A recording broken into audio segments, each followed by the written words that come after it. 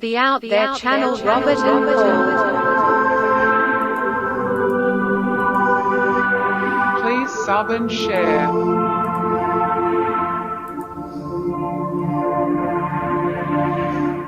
Searching for the truth. UFOs, aliens, greys and ufology. Real images, real stories, real videos, real cases, researched and investigated by professionals in the field and cutting-edge discoveries.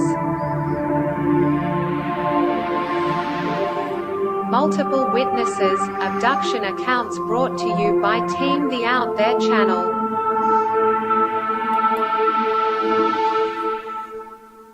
Good to be back. 5, 4, 3, 2, 1. Action.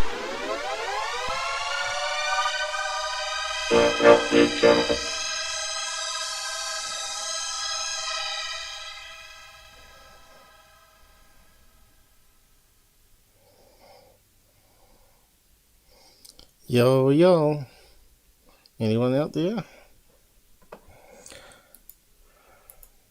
Suppose it takes a wee while for YouTube to notify people.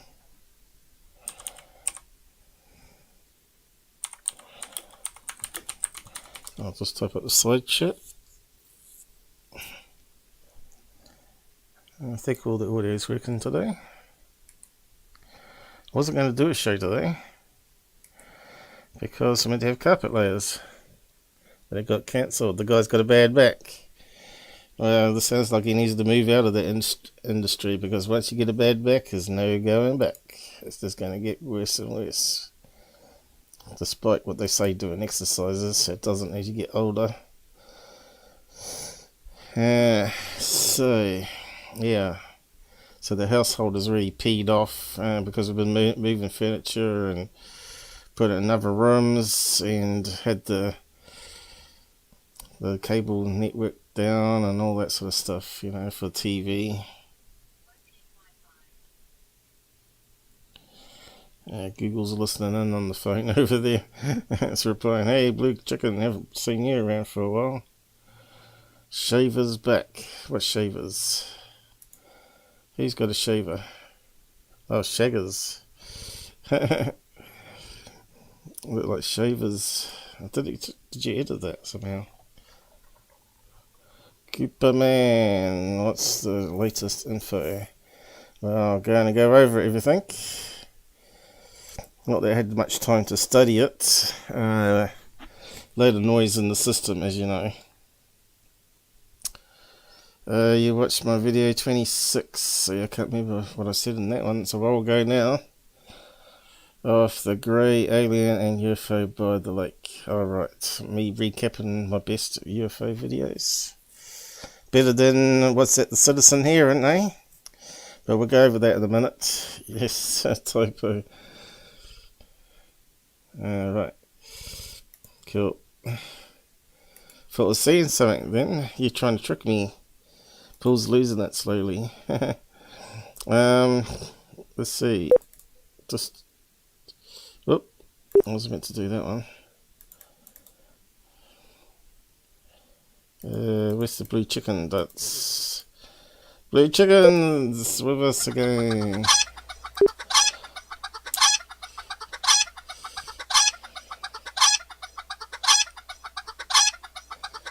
Oh no, Citizen here and talking about balloons again.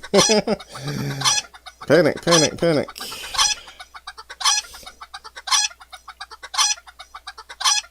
Well, that's all working still. Google or the Men in Black haven't wiped me out today. That's good. Yeah. Christchurch, New Zealand. No, I didn't stay up and watch it because I knew it would be a load of waste of time. But anyway, we'll go over it now. That is Blue Chicken Dance. Since Blue Chicken's joined us today. So first of all, just to recap, the doorway in the side of the mountain in Mars Well, someone's actually done some calculations here. It turns out to be only, maybe I said it, I couldn't see it on the bigger picture, and I said it, but it's only a couple inches big. Well, it wasn't far wrong. It was actually 26 centimeters. So what's that, about a foot by a foot? So we're talking about really, really small aliens. So here's a little clip of a video that UFO Interest to put up. Let's play it. Where the guy's measuring the door, so-called doorway, which is actually, because we lightened it up, you can actually see this structure of the wall, this type of rock going right inside here.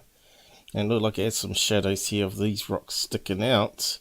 But because of a stitching error here, where it looks like a straight line, it kind of made it look more like a door. But because they've joined two photos together here, it looks like it lost some information of this rock sticking out here and here. That's what I think anyway. And if you look further down, there's a big boulder or something here. It looks like that's sort of fallen out there. Where's the bigger picture? Oh, let's play this one, maybe it's got it. So there's the full scape of things, and this guy's been measuring everything. So the doorway's here, and you can see there's a big boulder that sort of looks like it's close to the door. There's a door there, but there's a boulder here and a couple smashed up boulders here, so it makes sense that something fell out, created a small crevasse, which is kind of in the shadows because the sun's up here shining downwards, because you can see where the shadows are. So really it's this pareidolia error and a couple of stitching errors. You can see where the photos have been joined together by the Curiosity as it spins around, creates the 360 panoramic view. But yeah, it's 26 centimeters. According to that there anyway. It looks like he's figuring out stuff anyway. Not that you can read that. I don't know if you can or not. I can't read it. Way too small font. You have to zoom right in. I think it's at the very beginning here.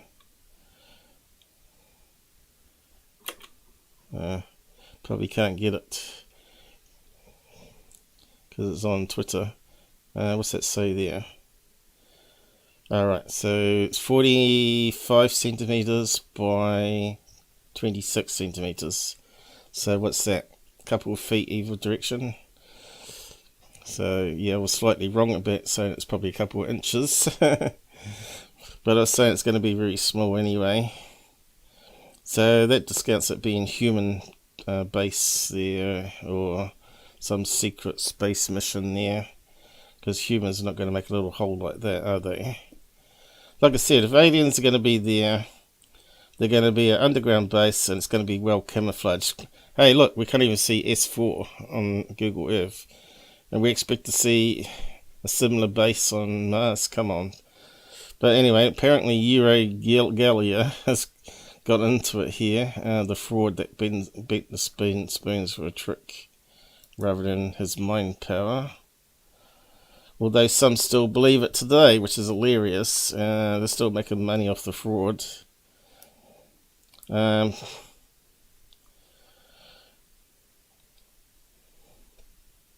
my dear friends, I'm speaking to you from Old Java from my museum. Listen, NASA released this picture behind me. This picture is from Mars, and it clearly, look, shows a doorway. I've studied this very carefully, and so this is why you shouldn't have these type of people studying anything or claiming to be experts, and they're just shysters. My conclusion, shysters. of course it's a door. Shysters. They're telling us that this is some kind of a natural formation. BS. Yep. This is not a natural formation. Look. Natural with a stitching error. Doorway cut out probably by laser, high technology. No, stitching error. What an idiot.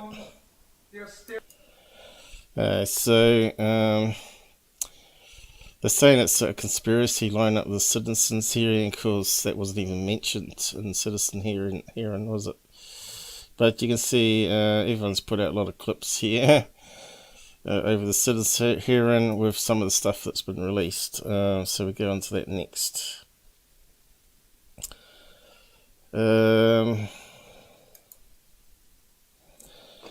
So Mick West has been diving into it, and this is the new UFO footage that come out, and it's just a balloon, it's just a joke, it has to be.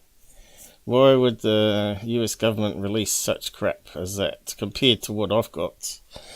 It's sort of making a mockery again. So that was again taken with a cell phone by a pilot, which is here. A clip of it. It's not the full video though, it's stupid. That was UFO Jane. Is there anything better than that? We've got some more snaps of it. Or something else. That looks like a plane contrail. Distance. Not sure if it's related. Alright, here's the one from the cockpit of the airplane.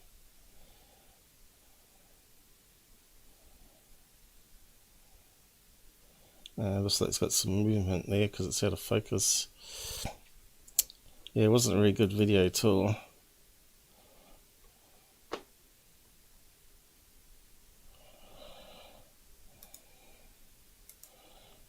Just keep going through what other people have been saying here. Balloon.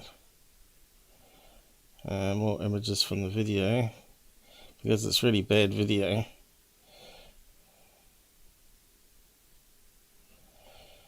Let's see, is that the full video there? Let's have a look.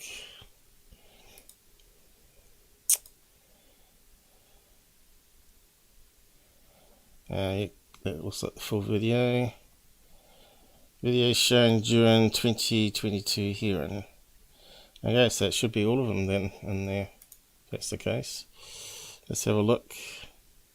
So you can see it's in a cockpit going through glass, on a curved glass I should add. So that's going to stretch some of the image in certain places at least. And then he goes to the other window, expects to see it there. Probably because he's turning. This is the flyby video at the hearing. And now we're going on to the next one. So we can talk about it on this one probably. So you can see it's not really much there, is it? That's their best UFO video of the hearing. No wonder people think it's a joke. So you can do a step by step here. Let's see, will it work? Oh yeah. You can see how much movement's there. Some people said it was a weather balloon, but I think it's just a normal Mylar balloon. Once you get it off that non-curved glass there onto the other side, where I don't think it's curved too much. Here we go. Great video, guys. It's at the top there, is it? Where's it gone to? Can't see it. Still moving the camera around. Moving it all over the place. Moving it back.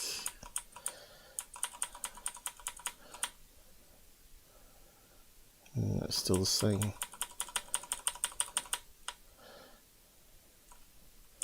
Some people said they could see a string, but I ran it through some analysis and saw no string. Run it through filters. The filters didn't help.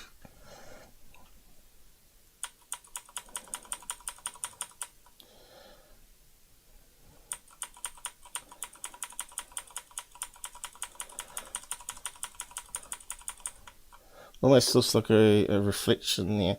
So the sun's that bright, it's creating a lens flare there. If you have a close look, really dim lens flare. there. Almost looks like two objects, but it's not.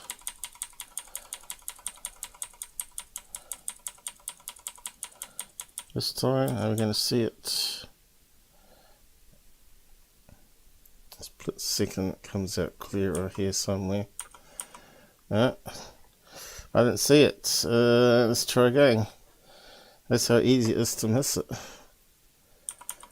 So in there.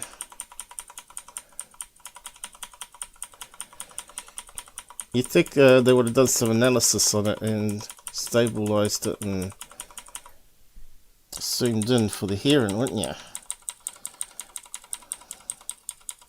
And do slow motion like this. So where is it?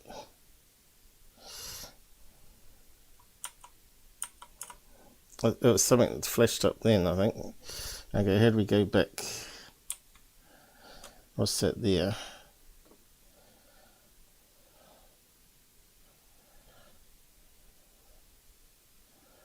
It's like the cloud cover.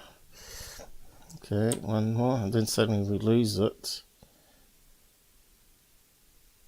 Because the camera's getting more light to it, so we're not seeing the cloud as much. He's still moving it this way. So where's this balloon, guys? This can't be the full video, surely.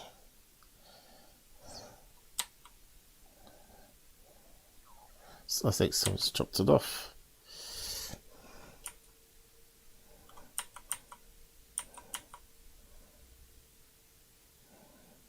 Can't see it. There it is. So it's in just a few frames.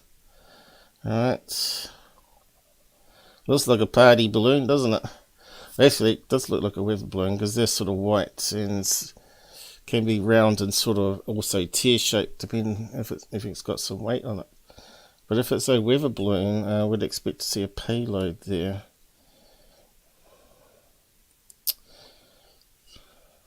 Okay. So it's just a little dot on a smartphone. Great video, great video from all that high-tech gear that they have. Okay, what have we got here? Show Cooperman. Video to my YouTube channel of the UFO at Area 51. You're not talking about bloody Google Earth stuff, are ya? Hey, uploaded the video to YouTube. Why you repeated it twice? Well, if I get time to. But you're going to have to submit it to Discord. Because you won't be able to post it there. Okay, so what we can do is we can take a snapshot of that little dot, because I don't think I did that one. And see if we can see anything underneath it. I'm just trying to see how we're going to get this though. It's really small for me to see it. I know it's there somewhere. About there somewhere. Did we get it though? Let's just try.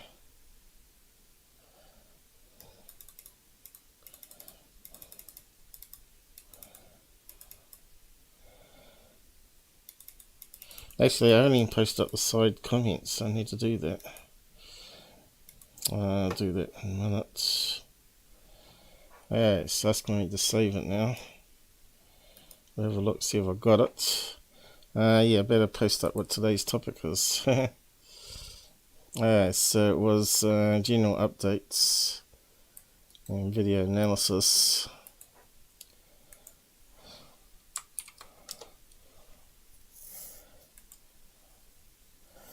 And if you want to get to the Discord,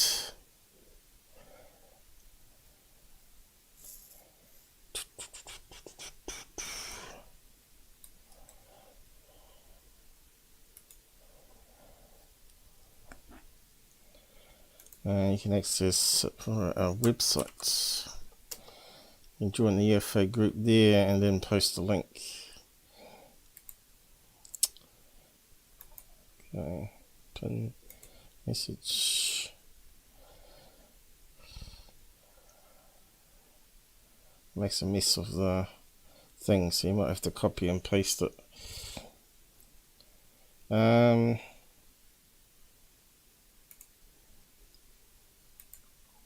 we go. Okay, that's sorted out. Now we need to it's down there. Oh. 2 links I posted. So let's load up the graphic, see if I got it. We got some Secureteam to go over, and we got some Thirdphase stuff to go over too. So there's a bit to cover today. We'll see how we go. Did I manage to get it? Let's zoom in, let's have a look. No, I missed it, did I?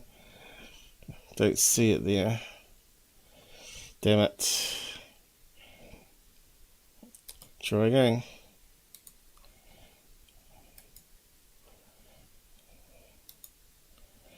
We're bits.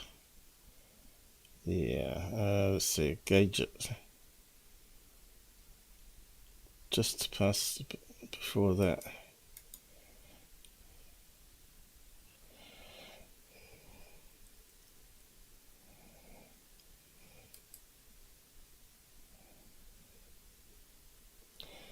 And a bit midway. Okay, so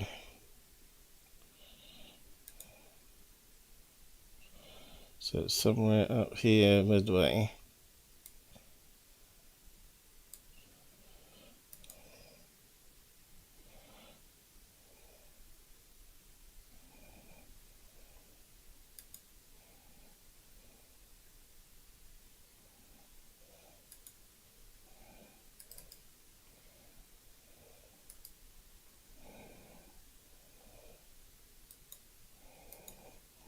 Get rid of that one. Okay, we got it before we carry on further. Oh yeah. It's not the best to cuts though, is it? Just need to go a bit more left down. Let's just try again.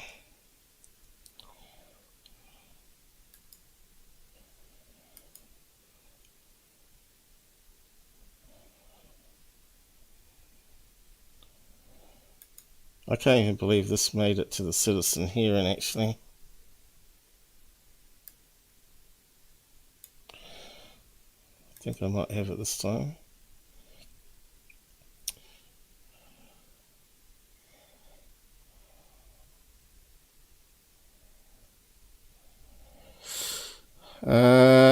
Yeah, if I get time I can debunk it, but like I said, you're probably going to have to post the link to a Discord group for me to grab it there.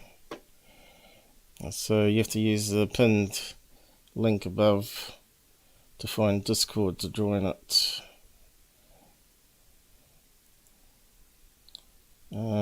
So yeah, you might need to be approved before you can post the link. I'm not too sure on that though. We have sort of permissions and access to various rooms. Is it better this time? That's not too bad. I suppose if there was a payload, probably might actually be inside the cloud cover.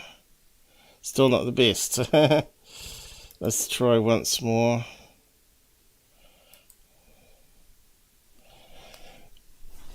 I need to be able to cut and see at the same time, really.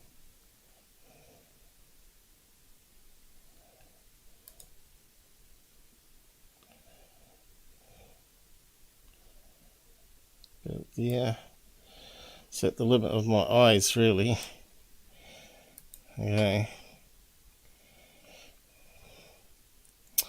Dots in the sky, guys. Dots in the sky.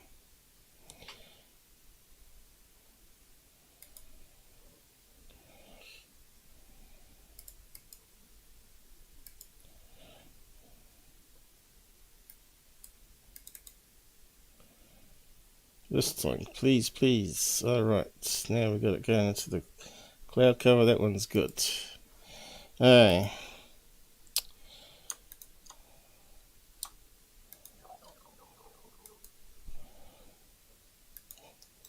Let's do some filters on it, see if we can see anything underneath it.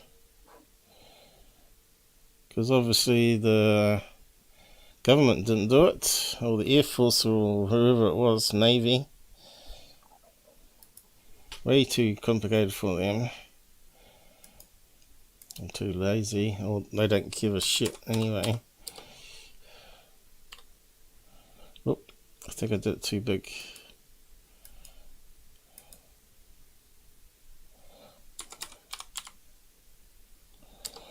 That's sort of slow us down. Alright, so we need to then cut this again.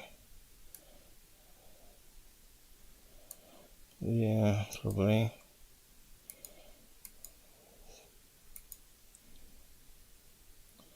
That's looking better. Let's run it through some filters so we can try brightness. Hallelujah. Can we see any payload there? But it does look like a balloon, doesn't it? Once you take down the brightness, look at that tear shape there. So I'd say if that's got no payload, then that's going to be spinning around. So that tear shape could be spinning around, and you only see the top of the balloon where it looks round instead of a tear shape.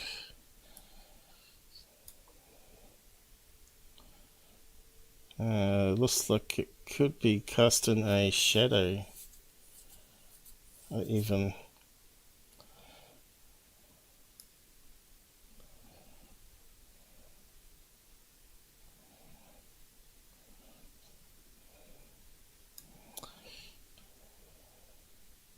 That could be the lens flare. What's the original picture again?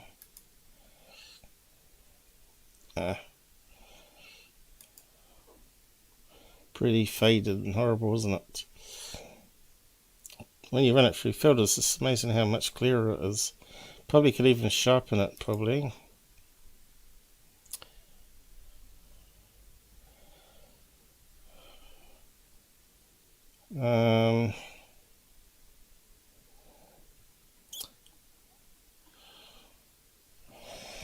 Let me see it on Discord first. Have you posted it on Discord? I haven't got it beeping though.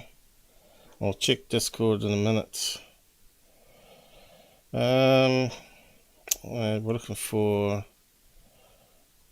because it's not in alphabetical order here. Effects, photo.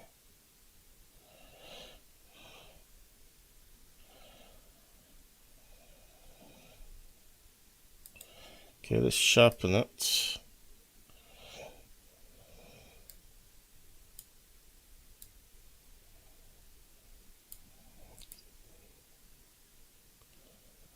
Okay, now we start to see pixels. Still has that tear shape happening. What looks like a lens flare is actually compression artifact. Looks of it, and you can see here it looks like a little line going across. I think that's rolling shutter, what you got there, where the sky is overlaying a wee bit of the sky. He's just moved it slightly as he's filming it, and so you got almost like a line going across there, because when you hold it portrait, it scans chunks like this here, down top to bottom on a phone generally.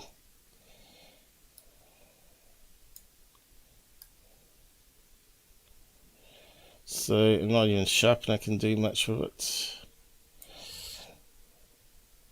We'll just keep that there and then run that through filters.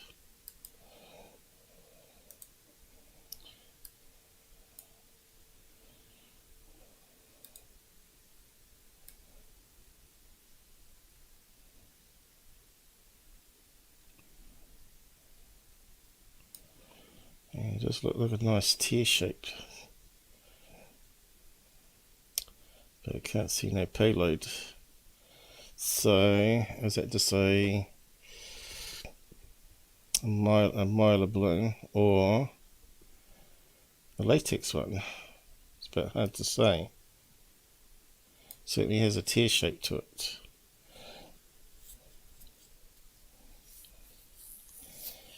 So, could be a weather balloon that hasn't got the payload anymore.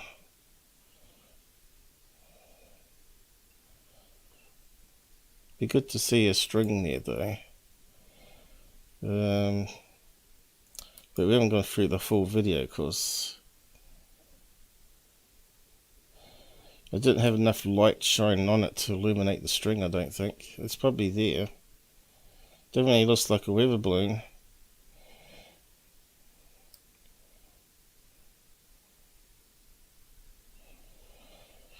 So, could be... Well, it must be at plane height, so it must be up to 26,000, if not 30,000 feet, isn't it? But we know Mylar balloons can get that high. Yeah, we just can't. It's possible that the payload's gone into the cloud cover here, and we're not seeing it, and the string's not visible.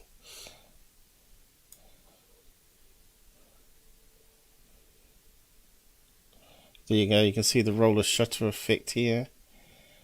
As he's moved it, it's got corrupted.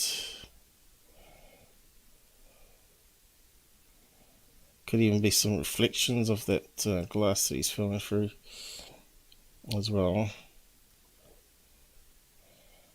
But yeah, I reckon the payload would be down about there. There is some indication there, there could be something there. Payload here. Let's have a look.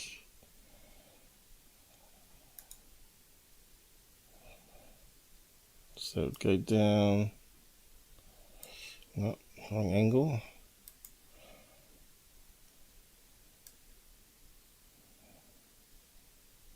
Somewhere about there, I'd say. Does it look like a payload at the bottom? It's right into the cloud cover, isn't it? Could be there. It could be on a slight angle too, actually. Let's see, it's drifting left to right. So it might be... Oop. On a slight angle. Somewhere down there. Could well be there too. So yeah, still looks like a balloon. What kind of balloon? It's a bit hard to tell. Okay, let's just step this one again if I can. It's very tricky. There we go. So where's it suddenly disappeared to? Alright, we know it was there, so it must have spun around. That quick though?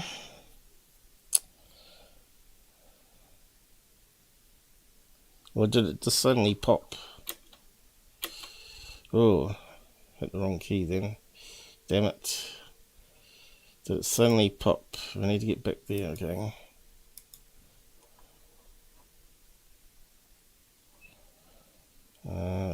Bugger.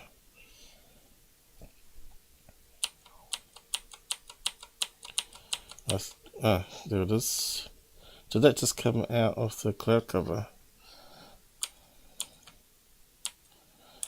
It just seems to appear, doesn't it?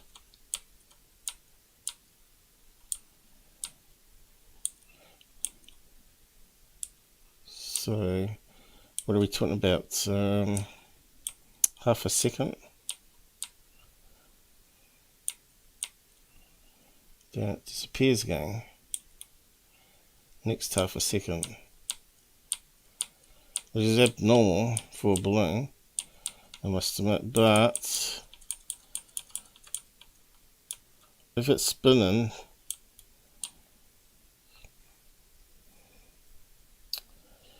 or popping, but if it pops, it should pop there.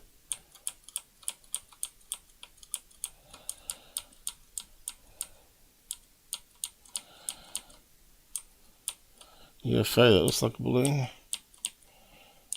That's weird, isn't it? We really need the real video, don't we? The full source, rather than a YouTube one, to be sure. It's like the sensor's not detecting it. So let's zoom in a wee bit more.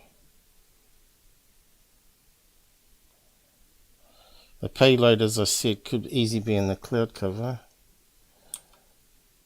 See that? It's almost like it pops.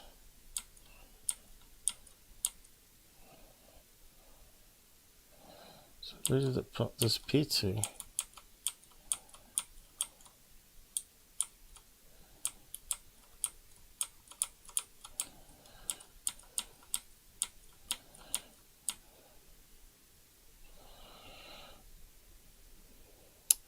Something's not quite right there with the video, I don't think. It's almost like it's been edited. Disappeared, there, and then it disappears again. That is weird. Tear-shaped UFOs, how common are they? Good question, I guess. Let's have a look. Let's see what we can find.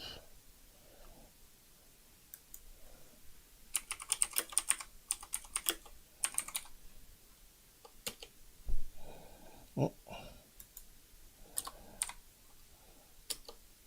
Now we know there's overall the cigar, and there has been round ones, but has there been any cases of tear shapes? See, there's a classic. That's what I was expecting to see, right? That's obviously a better camera and it's closer. So that's what we're looking at. It's got to be a weather balloon.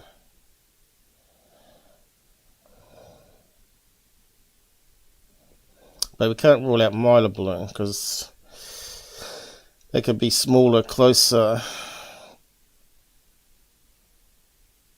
and they can be any shape you want, really, because they're glued together. Yeah, but there's any UFOs that tear shape. As far as I know, there hasn't been. Well, I can't think of any. Any particular cases from the past, that is, or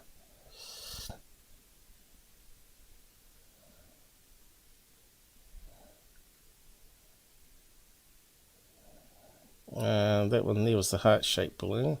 The 3 photos from another fighter jet.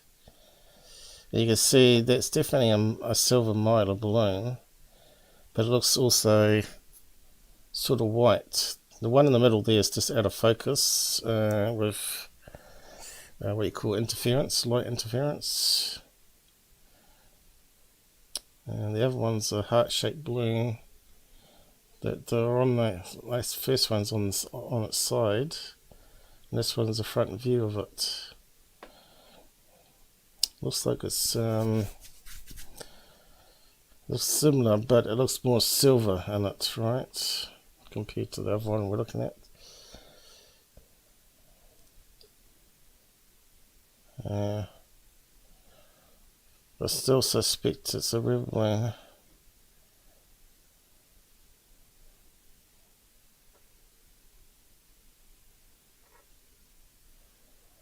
Well, tear-shaped UFO search didn't give us anything.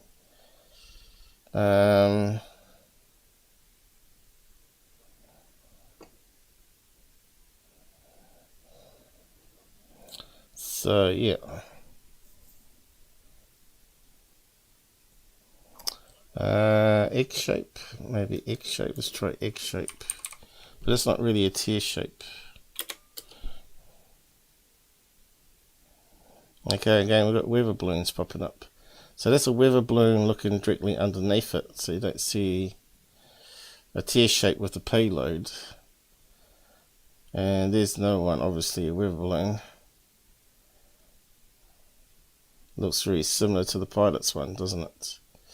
So yeah, weather balloon. That one looks like a parachute. See, there's Sakura one. The egg shape, I believe, is a helicopter. But this is going in the wrong direction for what we want. We want it small at the bottom, big at the top. Now this is a building. The antenna farm. What's that one there? Sakura again. Tic Tac. Yep.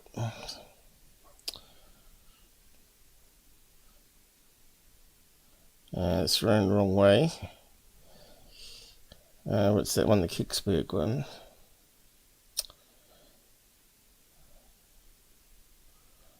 Upside down. See, I just don't know any UFO cases that have a tear shape like that vertically.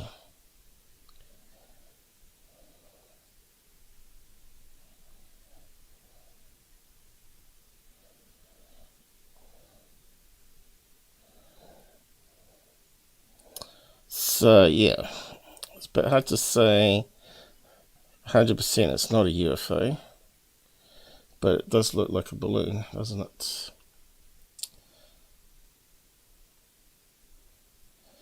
See, that could be a bigger weather balloon that's further away and in air currents. So could it move straight into that cloud cover there and disappear? And then the plane's banking, is it? He's trying to fly a plane and film at the same time. And that's the other side of it. Again,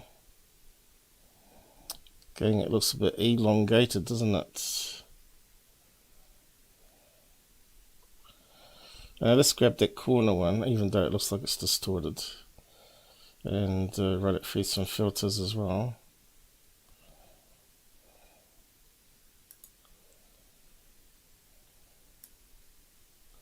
I don't know if anyone's actually done anything like this. It's only me that's analysing it properly.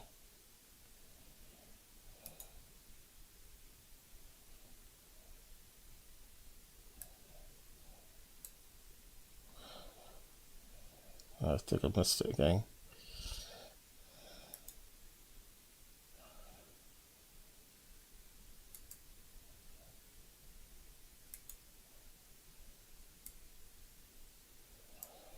Did we get it that time?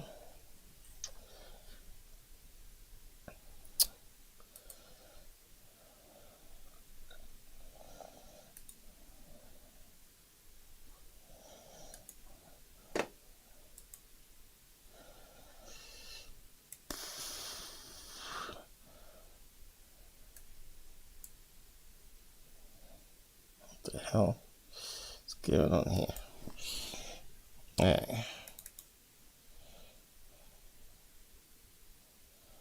Okay, we just got it in frame. So what's that there? Okay, it looks like a reflection,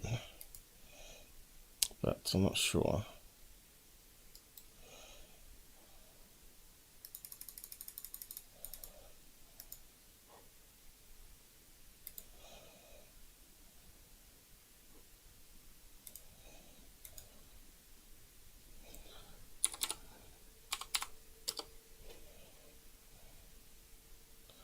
That might be the string that someone thought was string.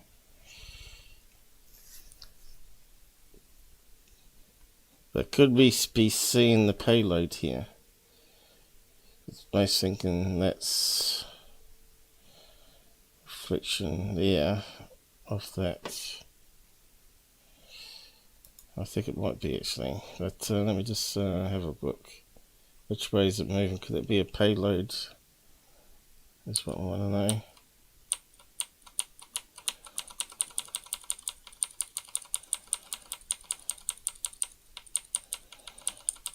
Definitely a tear shape there.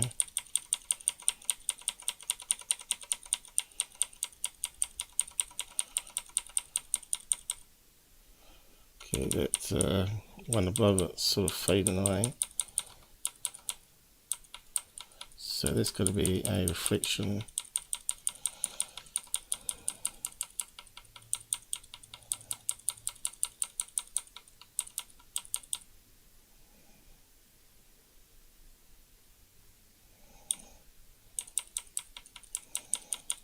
And he loses sight of it. Oh no, come back again.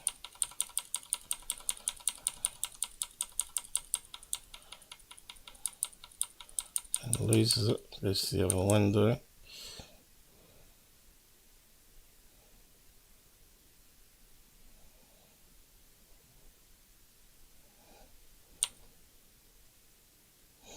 And they cut to the next video, which is that one Corbell had. So let's have a quick look at this one.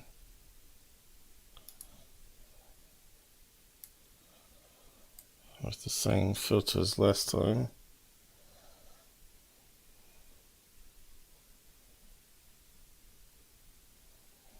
So you can see that's a reflection. We can see some cloud behind it. So this is a reflection too, and we can see some cloud behind it. So that's the actual shape here. So reset.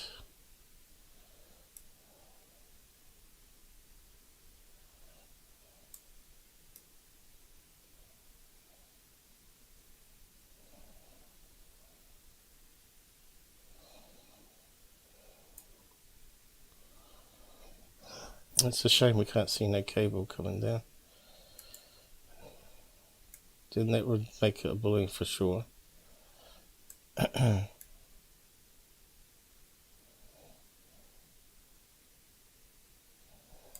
we know the payload would be somewhere down there.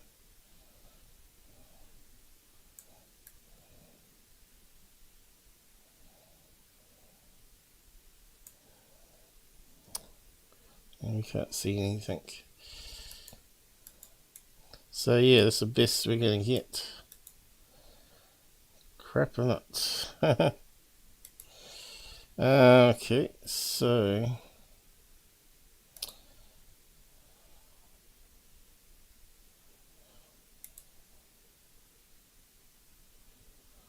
I'll just save those just in case I want to refer back to them. We'll add it to the thumbnail.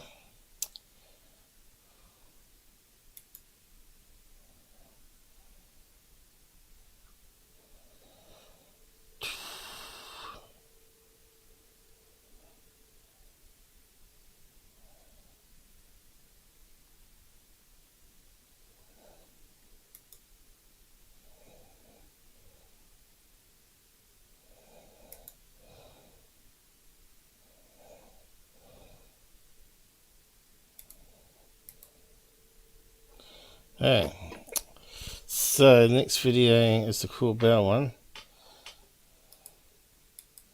So the first one I think is definitely a balloon, but why would it disappear off the phone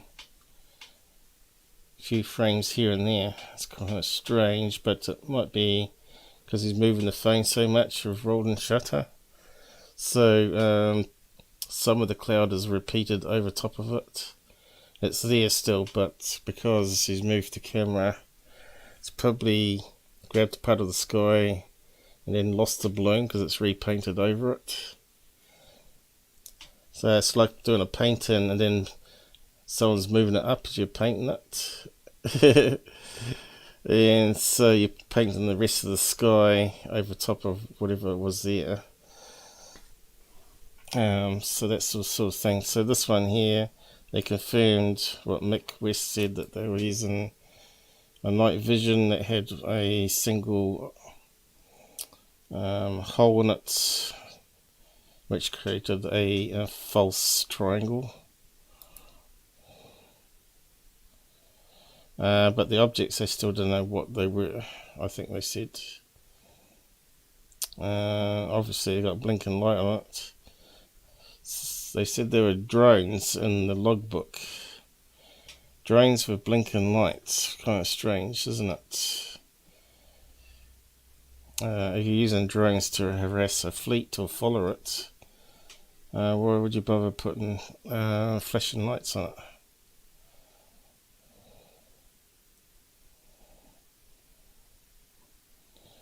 So that's the two videos that he showed then. So that's how a waste of time it was. So that's that covered. I think that's it. And that's almost like the video I cut. Someone's got it here.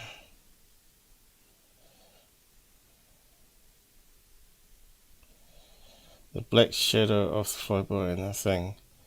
Okay, the black shadow is just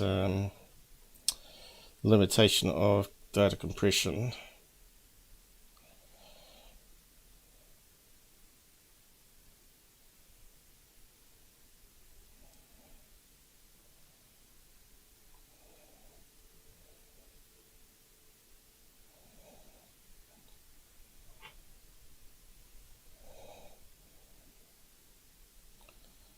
Nick West, you don't know anything.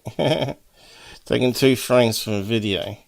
Well, actually, we just found out quite a lot of information, but Mick didn't run it through any filters, of course.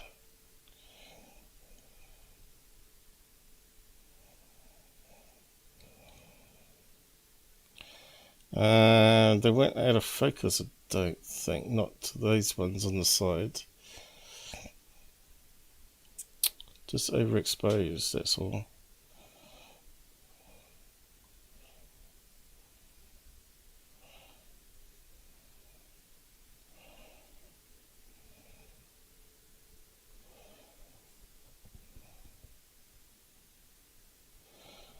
So, Gabba TV, hexagons, what's he talking about? Was there some hexagons put up?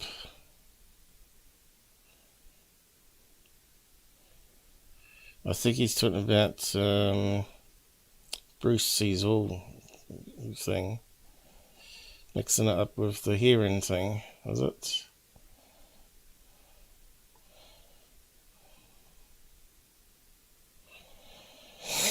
Anyway, doesn't matter.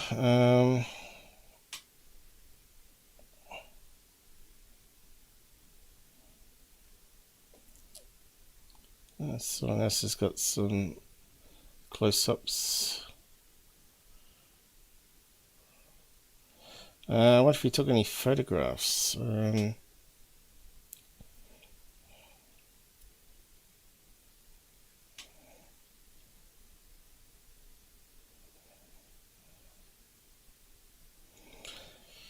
So I'm not too sure if that's the same frame as us, but definitely we had a tear shape happening.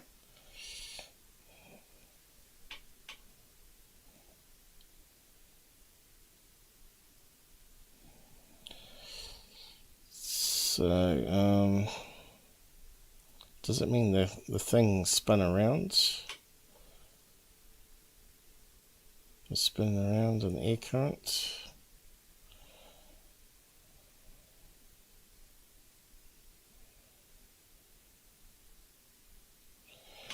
Two bottom spikes appear in FLIR 1. It's not a FLIR though.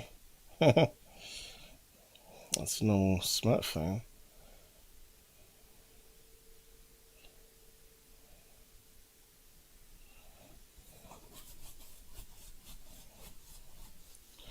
Yeah, not a good video. Sure, they have better ones. I'm pretty sure they do too. So the sun out was at 7,000 feet. No, that's wrong information. Mylar can reach 30,000 feet. Depends on the size and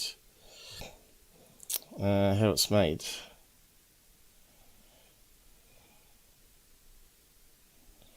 So that's wrong information. Obviously they watch Goofon's channel.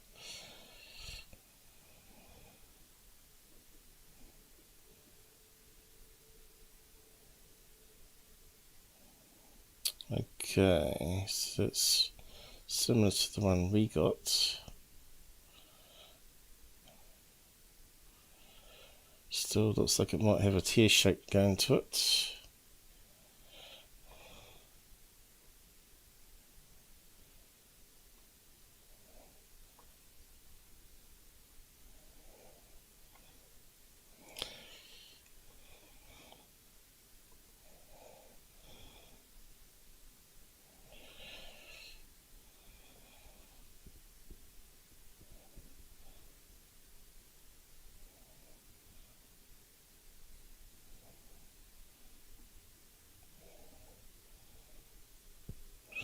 If it's that's a good question. If it's a latex weather balloon, you're not going to see that unless it's got radar reflector on it.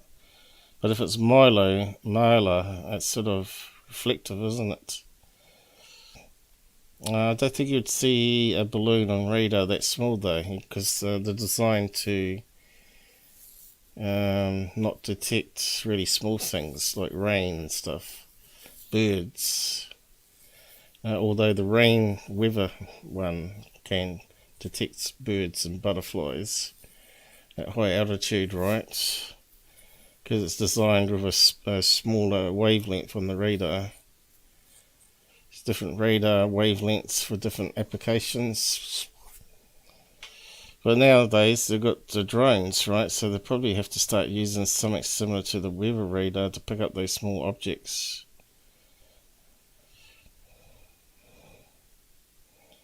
I suppose you're going to get a lot of wrong information though.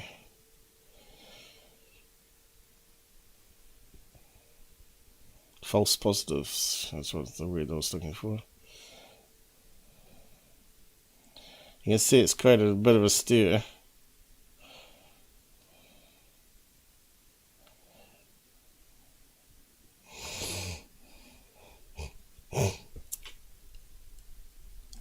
Excuse me. Damn you, Nick. This was going to be in the next TTSA presentation.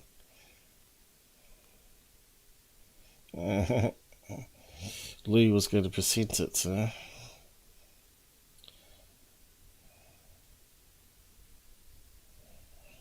Tic tac. It was definitely not a tic tac.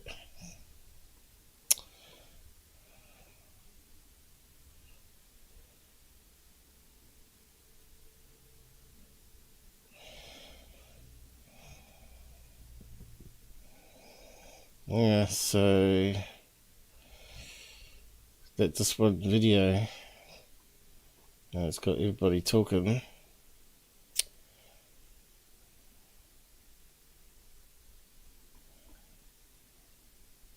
It's got to be something on the cameras of the plane, surely. If not, they should have a dash cam camera on planes. That should solve the problem. They must have something, surely. But anyway, moving on.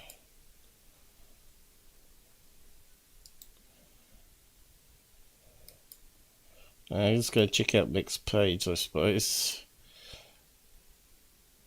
The Green Pyramids video has been confirmed by ONI as being bokeh. Here's where they showed it to be in the committee. Areas. In this video, U.S. Navy personnel recorded what appears to be triangles, some flashing, recorded several years ago, off the coast of the United States. This was recorded while the U.S. Navy ship observed a number of small unmanned aerial systems in the area. And importantly, the video was taken through night vision goggles with a single lens reflex camera. These remained unresolved for several years.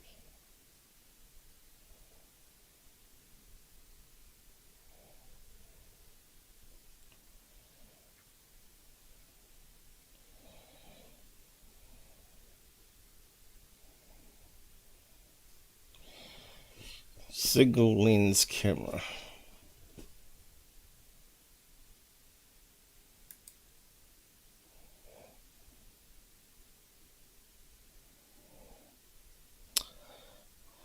So we lost Cooper, have we? He's more into his video. Did he follow my instructions? Goodbye. Don't really want it on my channel. What do you mean I don't want it on the channel? I'm able to watch the video, but I need the link.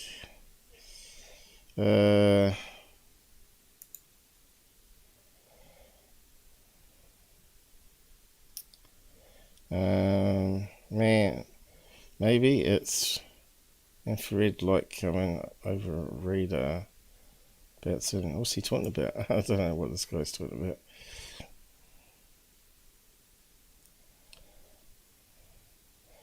about. He believes in Bob Lazar's nonsense. No, the UFOs don't fly sideways. That's just crap. All the ones that I know that are legit hover horizontally perfectly, and they shoot off in different left, right, or up and down. They don't have to lean on an angle or anything like that, like a drone does. Alright, so you just posted a link on Discord, so we can have a look at that in a minute, maybe. Let me just get there. There's no point in blabbing to me on the side when I'm concentrating on analysing footage. So where is he? Crazy cool guy. I don't see him logged in the side here. Has he posted a link? Where's the link?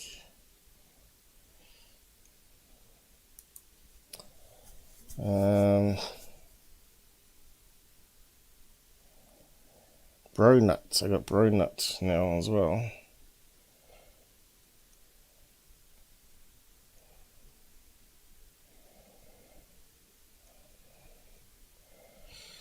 So, right.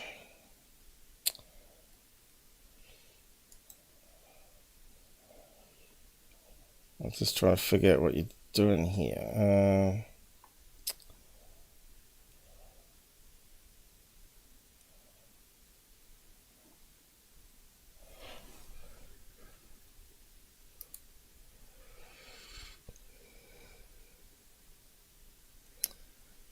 Yeah, so it hasn't got an image coming up.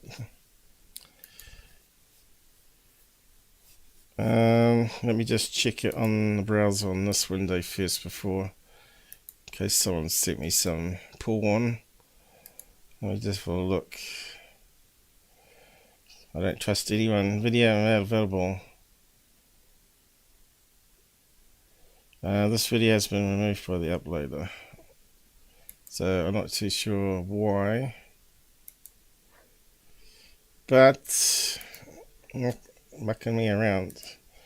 Okay, looked, gone.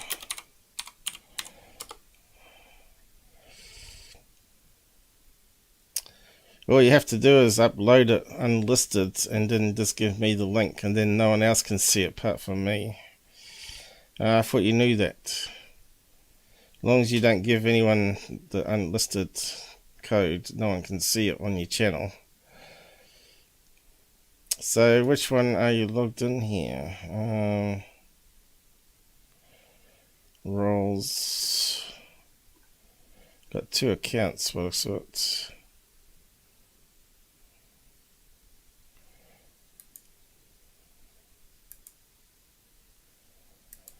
Okay, that one's lurker.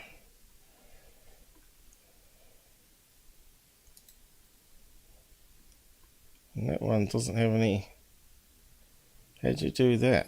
It doesn't have any rolls. Okay. This shouldn't be possible.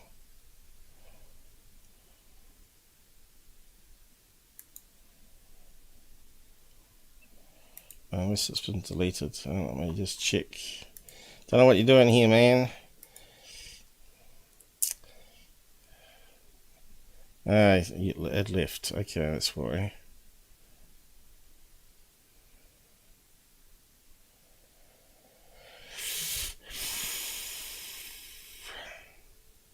Now you have to come back and do it what I said. Upload it unlisted.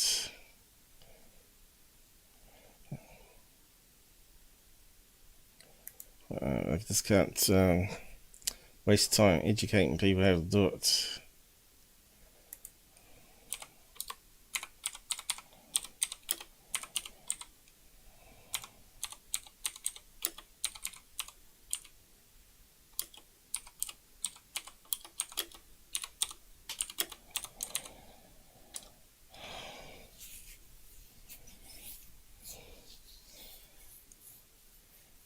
Okay.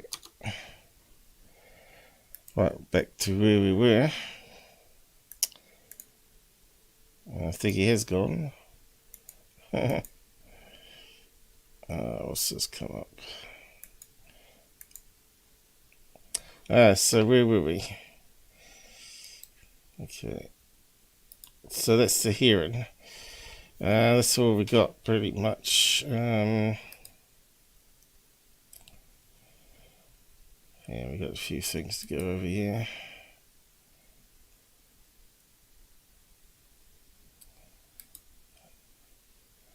Yep. Okay. Let's just see what's. So yeah, I was looking to see what applications actually provide you with flight data or API, which is like how you can connect your program to theirs to retrieve from their database, and how much it costs. And there's various aviation programs out there, and there's quite a few of them. FlightAware, Aviation Stack, Open Sky, and there's quite a lot more than what's listed here.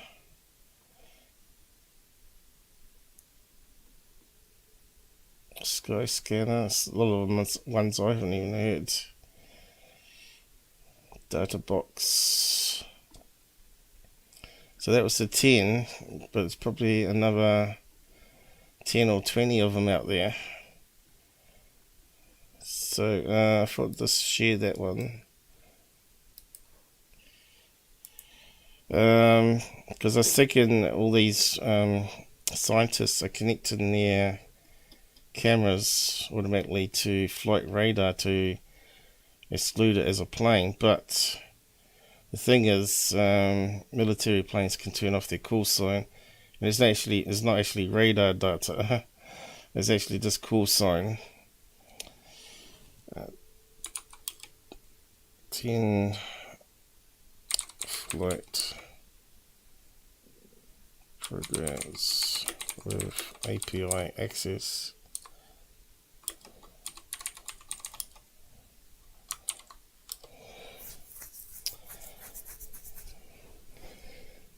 So I posted it on Discord too.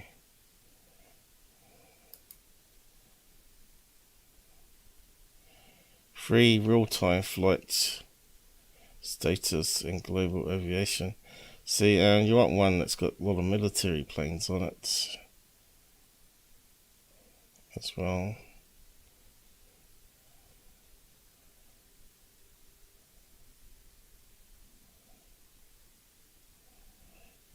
And they reckon it's number 1. So let's have a look at that one. Get free API key. Does it open up? There's a link to it. Looks like they haven't got a link to it.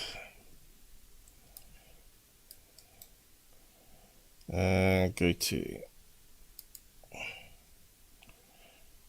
There it is.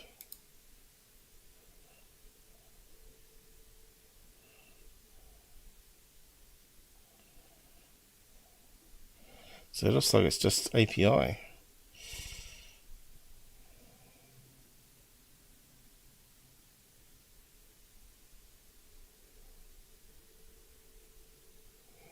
Hasn't actually got a map with it. I suppose you'd have to add it to your own application.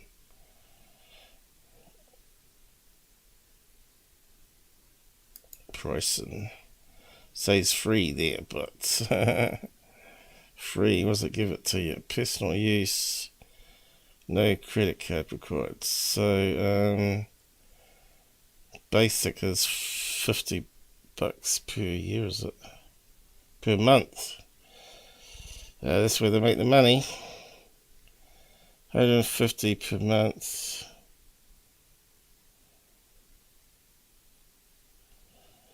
$120 per year.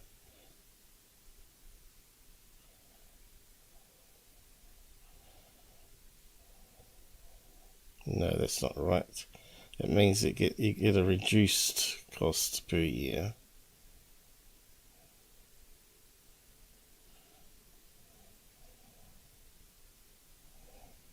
That doesn't sound right. We've billed yearly, so that means you get $10 off per month. Man, that's a lot of money. Basic commercial use with premium features and up to 10,000 monthly requests. So, yeah, I suppose you could build it at home and use it free. 500, whoo, per month.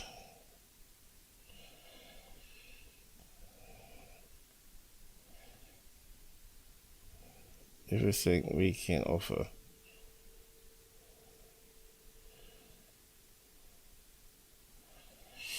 Wow, big money.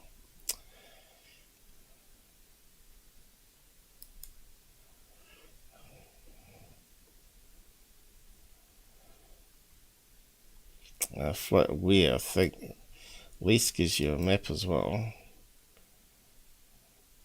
But it's probably not part of the API data. We looked at that one before. Wasn't too bad.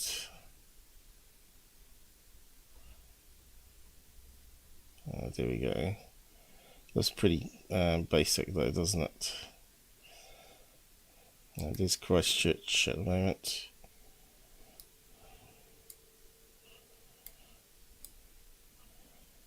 You have to get back to Sky watching again soon. So that's pretty good. If you just don't want to give your location, gives you a rough area whereabouts you are. 100 kilometers all around. There you go. It looks like it's pretty fast too. Plus they offer you API.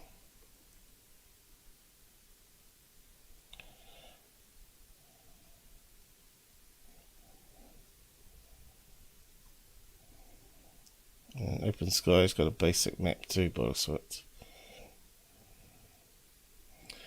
Anyway, moving on.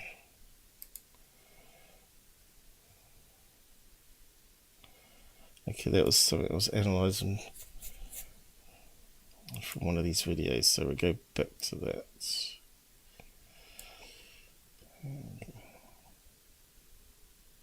I can't, because these ain't pinned. Oh well, that's alright. Okay, what's this one? So, after looking at that movie on UFO Man, ATear in the Sky, is actually not too bad a movie.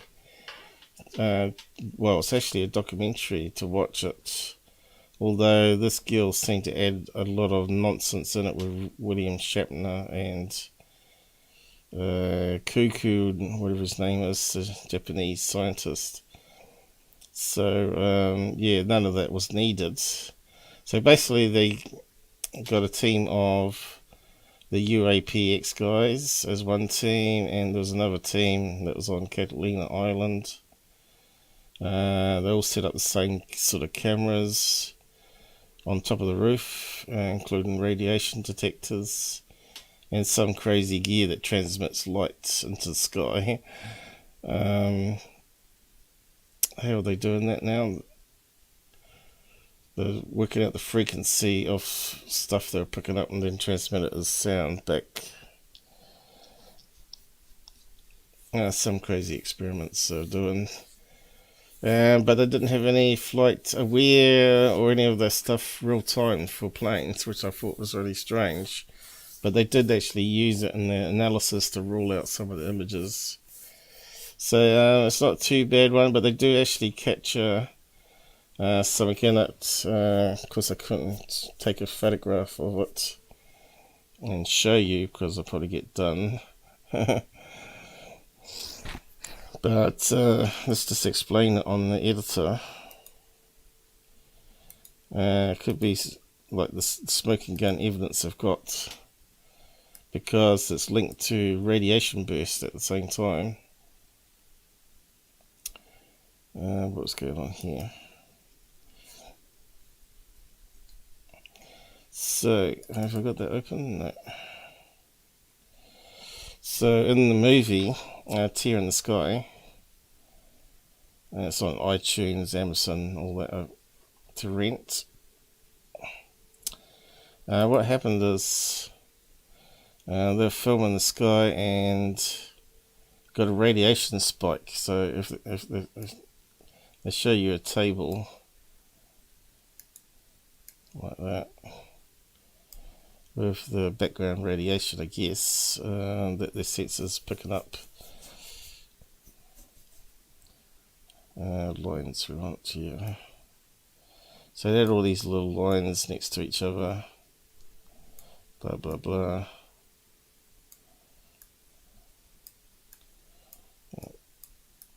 So for the vertical. But I just draw it in roughly, and then they got one that has a real big peak.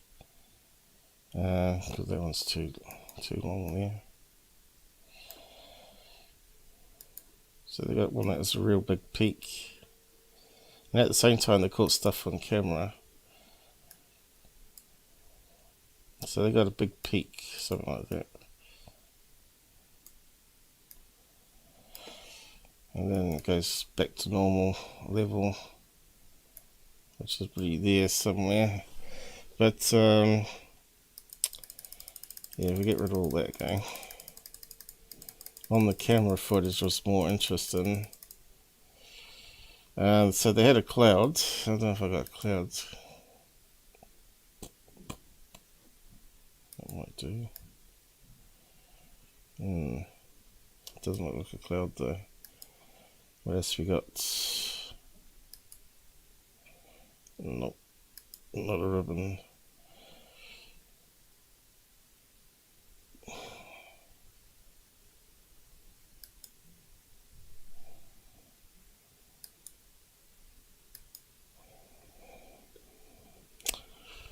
Which one's good for cloud? That's more of an explosion. But yeah, they had like thin low cloud, I think was. Probably need to watch it again. But what happened is when the burst of radiation happened, a hole appeared in the clouds.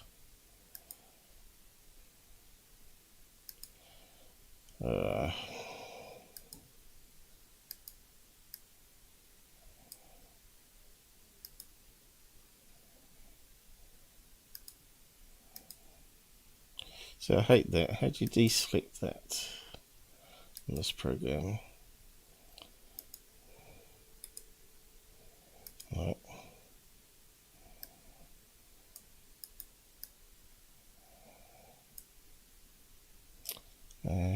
select it up there and there probably. Alright, let's try a circle again. So what happened is you can see this circle expanding. It's very faint. And inside that circle appeared all these little UFOs. Or bright orbs, I should say. So inside that expanding hole with the radiation, I had a lot of these what looked like Tic Tacs, or as they called them, Tic Tacs. It appeared like the Tic Tacs, like 20 at a time appeared through the hole. And there was a bright one over here that was moving around.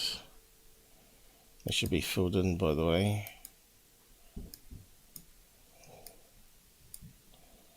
Why is it not filling in? So they had a bright one over here that was pulsating. It was interesting footage, and they're going to present it at, what did they say? I said, why is it not all free data for and made public? Why does it have to be in a movie? Tear in the sky. Don't insult us like that. So what I said was to Mick, have you debunked this new Darcy movie? I was told wrong, it wasn't Darcy movie, it was this lady here. And this guy that replied, I guess, what's his name? David Altman. I said to Mick West, they make claims with a team of scientists and all high-tech cams, included ex-Navy guys from the Nimitz encounter. What was that guy's name? Warhess. Gary Warhess is one of them. But he's part of the UAPs guys as well. Image or thermal looks like a weather balloon.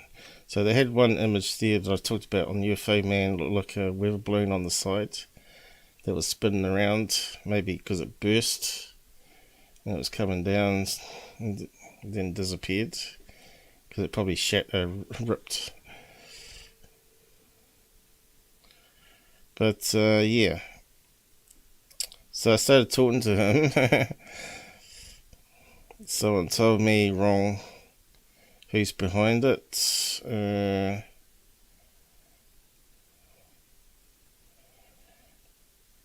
Detracted having Shatner and Kaku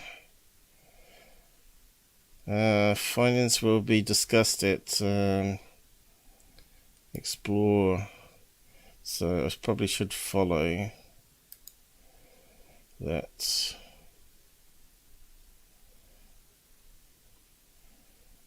So when do they discuss the movie? I don't know.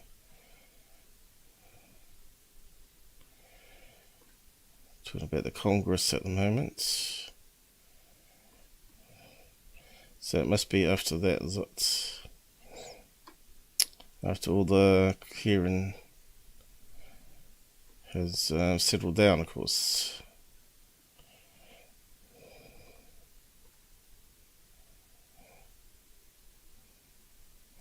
So subscribe to that, because they might actually start putting up the videos, the main ones that they captured something unusual. But I said to him, why don't you do it live stream? They reckon it cost them $1 million to produce. No wonder if we got Shatner on it.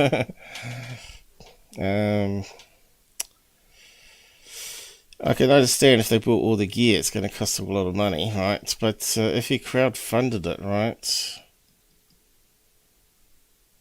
Even if you used a few cameras to start with, and did it like UFO hunters, right?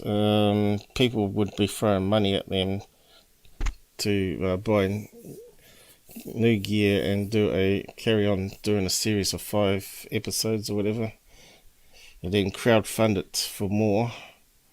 So you want $1 million next time, and we can't do more until we reach that target, and it'll take off from there, I reckon. Now, it's the sort of thing that I said years ago that should happen here. Is that get a UFO bus together with lots of cameras and other sensors on top of the roof, and drive it around to the hotspots, and just stream it live, free live on YouTube, and put up a pool thing where you want to buy, doing more episodes, we need to meet this target, and people donate to it. Especially if you start catching something on the free episodes, right, and people want more.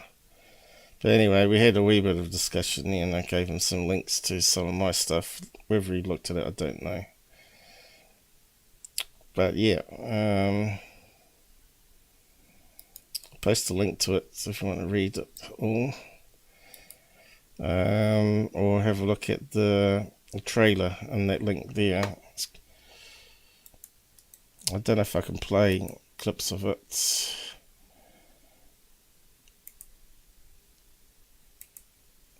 ATear in the Sky, it's called. It's one of the UFO documentaries that's actually not too bad.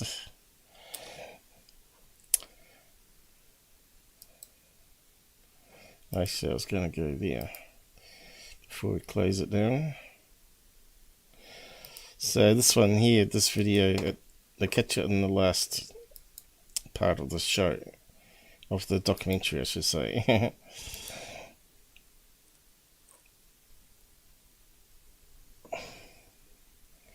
So, yeah, there's a video clip there.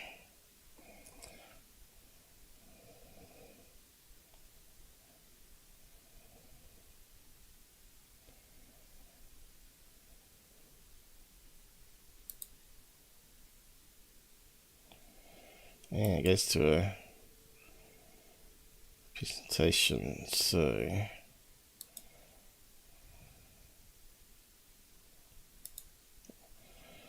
Shatner and the female host claim it is her idea, but it sounds very much like my UFO bus idea. So she gets together with UAPX guys. Is that Gary there? I'm not sure what this guy's name is, or that one.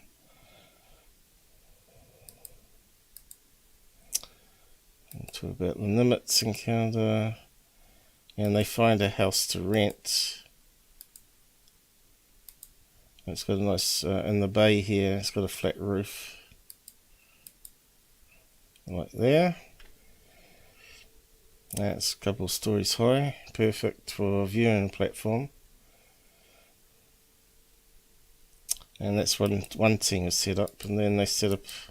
So there's no reason for having this guy on either, unless he's going to be part of the scientific team to analyze it.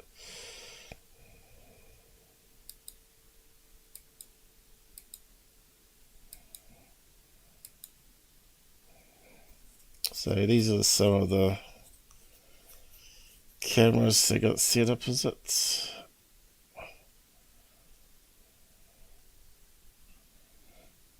All different types, analog, digital, stereo. Crazy, isn't it?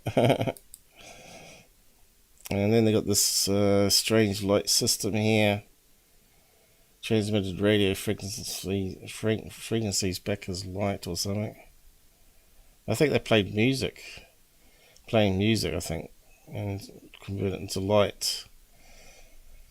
Look at this camera here.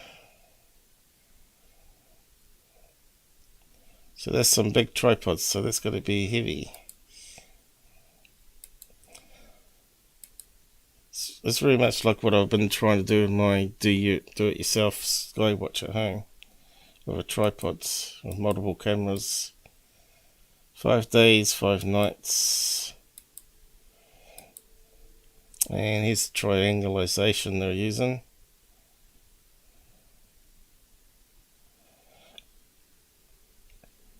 And they pick up an object there. I think it ended up being a helicopter. And then the team in the car, the UAPs car, the guys jump in it and go up here and create a, you know, another vector, so they can actually work out the distances and all that sort of stuff to the same object.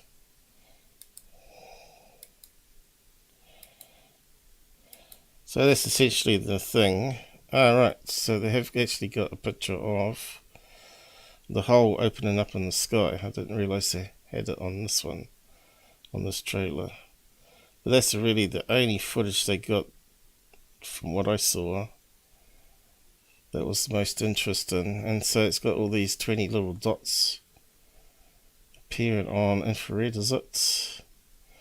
And then they get a big blinking red one. So it ends up with this little, what people would call a portal. This dark circle disappeared in the cloud. Has they got before and after? It doesn't look like it. Just show one frame, but so it's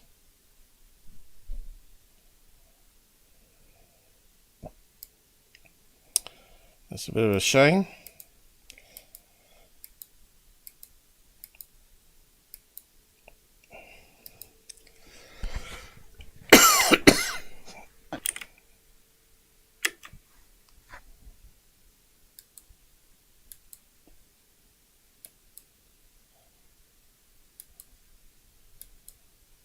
Oh, anyway, they had their fisheye lens there too, just 360 at the same time, that you use on the Sky Hubs.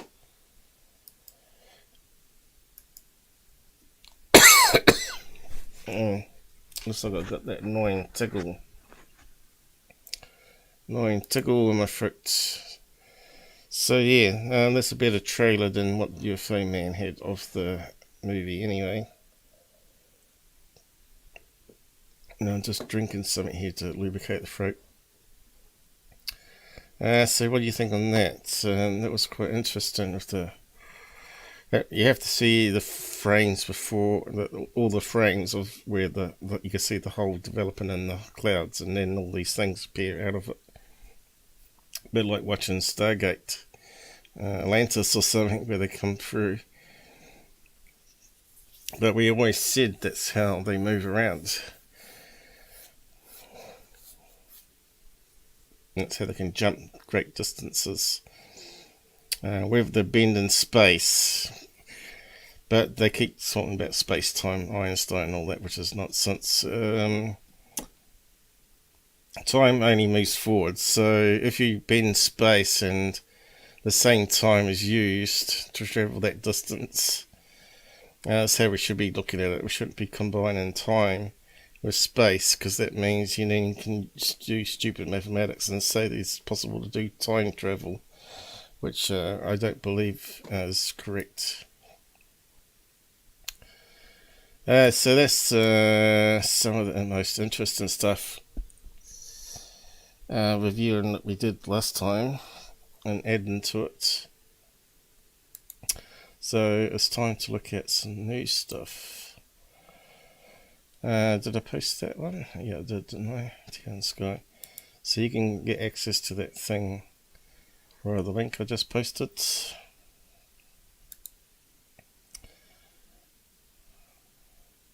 Alright, this is part of the question to that guy. I posted the link to it. And they had one there. This is like, can thermal imaging see through fog and rain? They had one instance where they claimed it was radiation, given radiation bursts, but on the thermal they could see these little streaks. And I just wondered if it could be a camera artifact, like little spits of rain coming down. That's closer to the camera than it is far away. or even mini micro, what do you call it, meteorite dust coming down, fragments. But they're saying it's moving too fast to be natural. But I still wonder if it can be a camera artifact, and it can kind of look like it's moving fast out of the rain, because it looks like streaks on there. So I'm not too sure how they can measure the distance, unless they have some other camera that was stereo, seeing the same thing with the things coming down.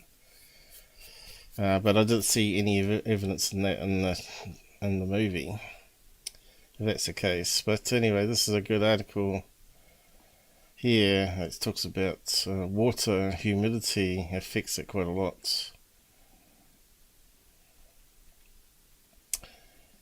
Infrared radiation, even in clear skies, inherent atmospheric absorption places limits on how far a particular infrared camera can see. A thermal imaging camera produces images based on difference in thermal radiation that a object emits. The farther this infrared signal has to travel from the target to the camera, the more of the signal can be lost. This means that the annotation factor needs to be taken into account. The ratio of incident radiation to radiation transmitted through a shielding material. Humid air acts as a shield for infrared radiation. Summer months atmospheres usually have higher attenuation. So I just wonder if all the scientists really do know the technology well enough, or have they got misled? So that's why I wanted Mick West to also look at it, if he's seen the movie, and actually pull it apart.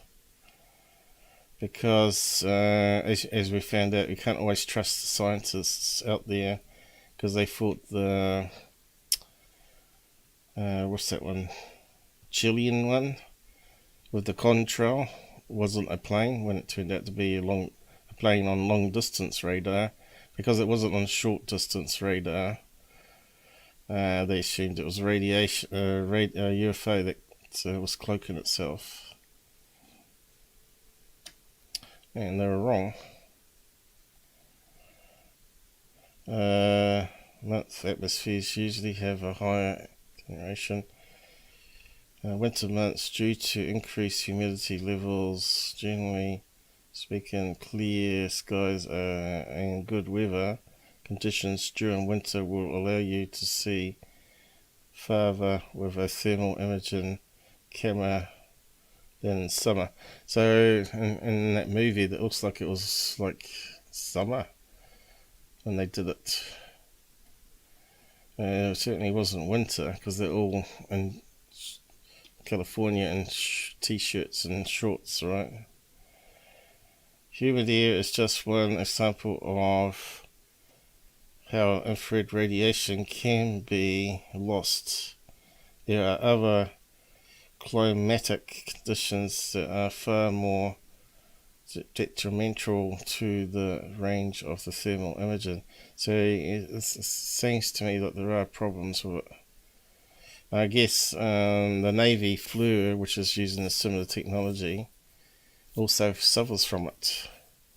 So fog is like an invisible shield as well, no doubt. Water droplets suspended in the atmosphere at or near the surface of the Earth.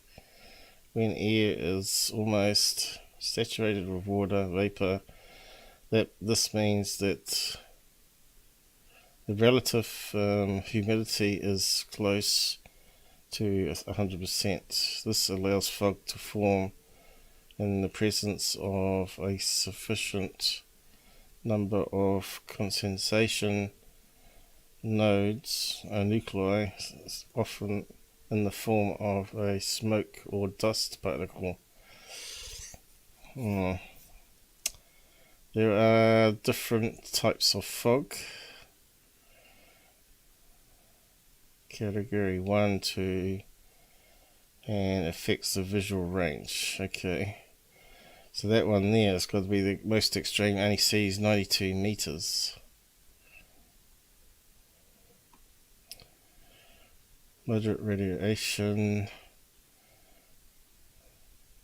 You can see there's a lot of technical stuff to get to grips of on camera technology before you can actually interpret the data. So you'd have to be familiar with the camera, wouldn't you? Go out in different nights, see the limitations of it, when it's foggy, summer, winter, from that location that they're on. To be sure, you need to get like a base. I reckon they need to get a base thing with all the cameras throughout the year. Then you can use it to then say this is actually something abnormal, like a UFO, not a camera artifact.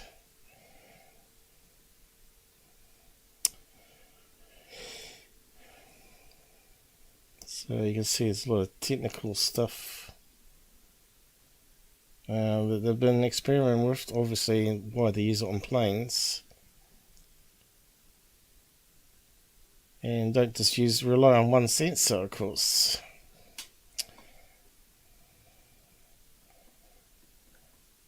Anyway, I thought that was a really good article. Should really keep a copy of it. FLIR problems.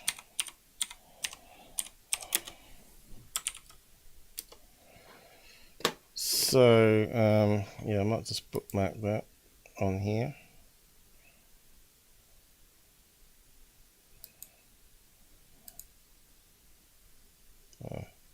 Did it save it? Probably forget about it anyway.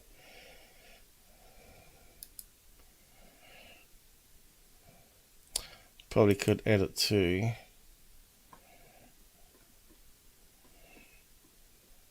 a tab here, I guess.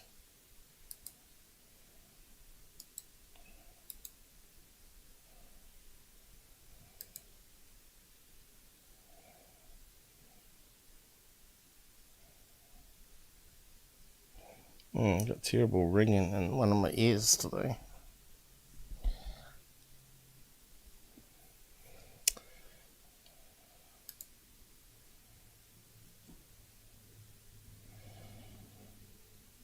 It might be the nose spray I'm using, I don't know. But yeah, there it is there now. As if I don't forget to refer back to it. Alright, so let's go through these things. So UFO Man has put up this one here with is it one of those sky hubs? Dives downwards and turns right angle, he reckons. But he's forgotten it's a fisheye camera. You've got to unbend the image. Else it's going to have the wrong angles. Anyway, just have a look at it.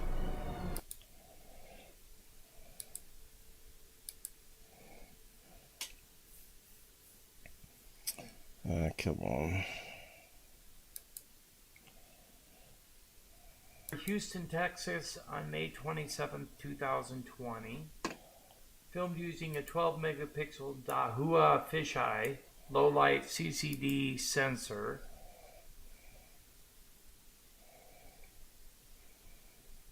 You can barely see the UAP on the midsection of the fisheye. Okay, I can barely see anything on that. So this is obviously cloud cover.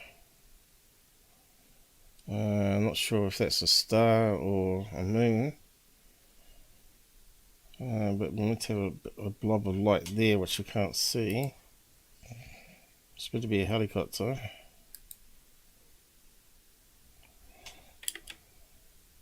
Why is it not playing? In the original clip. Flashing UAP, which I can't see.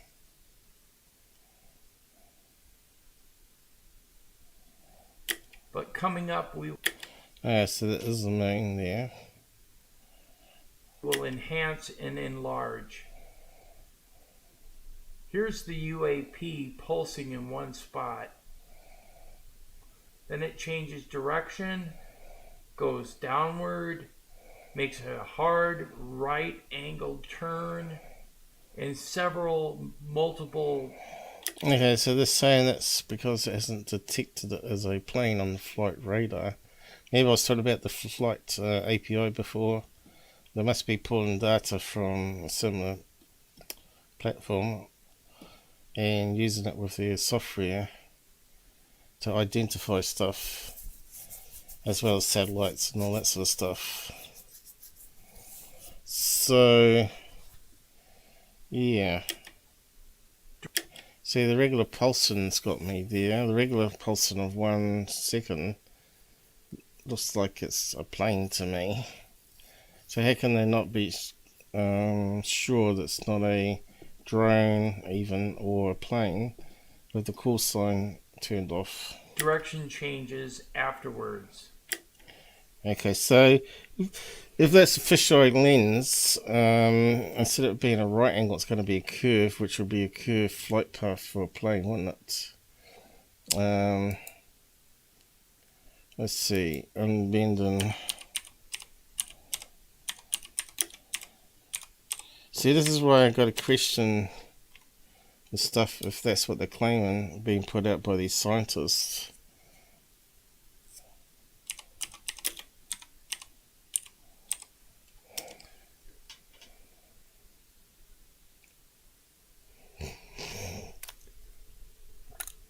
This method probably it's available free on Photoshop now. I paid $100 for a program that does it.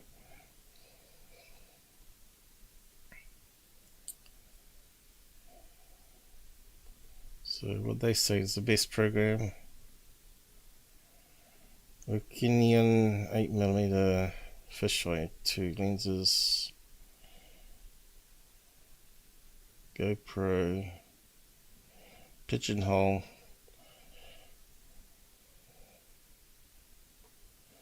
So this is a fisheye lens.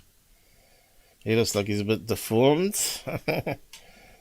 Yeah, so they're going to unbend it, are they?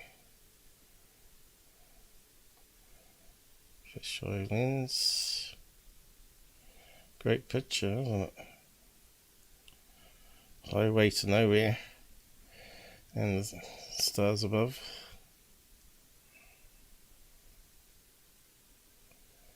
And that's and straightened out. Okay, so curve. And now it's flat. See? Now, if a plane was moving in that curved one, it's going to look strange, isn't it? But the fisheye lens is a fisheye bowl, really.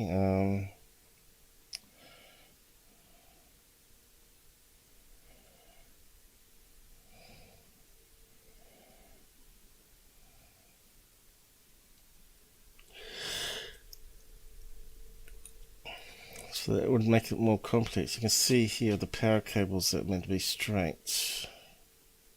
On a 180, is it? And you can see the curvature there.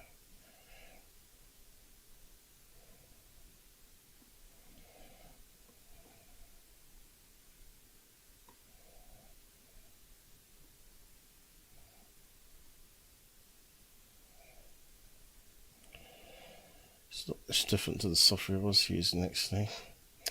So what are they using it? What's the package called? Photoshop? Yeah, as I said, I wouldn't be surprised if Photoshop does it now. probably with plugins or whatever. And fisheye Hemi again, optional.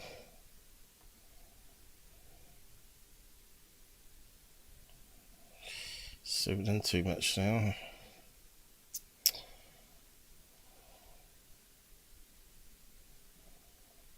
Okay.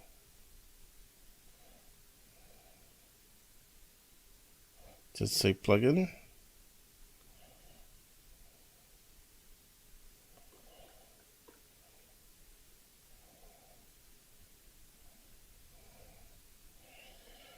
So I want to find, there's that power line curve one.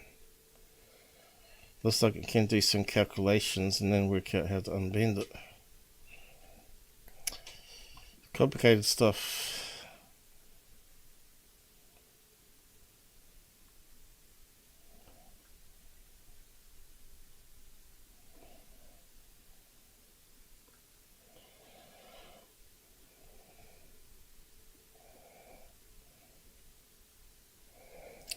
But yeah, not too sure about lens UFO hub images. Don't think you can unbend them when they're like that one.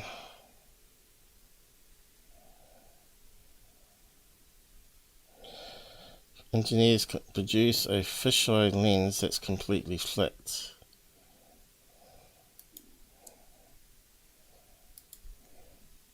That's interesting. So done with hardware. So where's the... Alright, it's coming down still.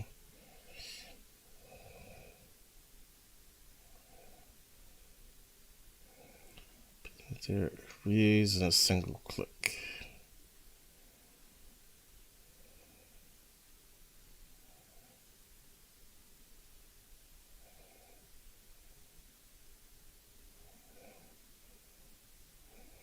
No pictures or examples showing us what they're doing. Damn.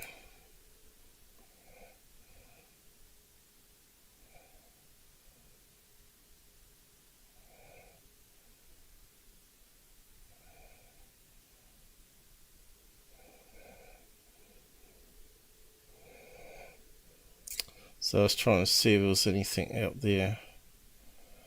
Sky Hub. Whatever it's called. UFO Hub? I don't know. But what I'm saying is it's not actually at right angles as he's claiming. I don't believe so. What's going on?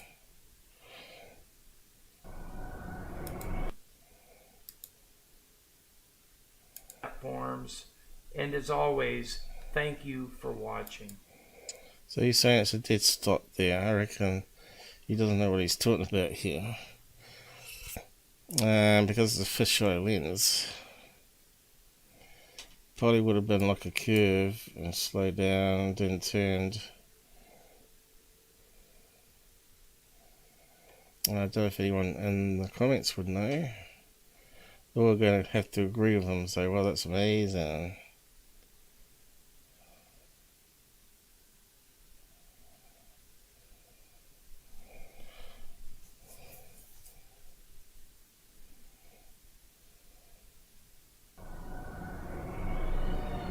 What the hell? I didn't start that.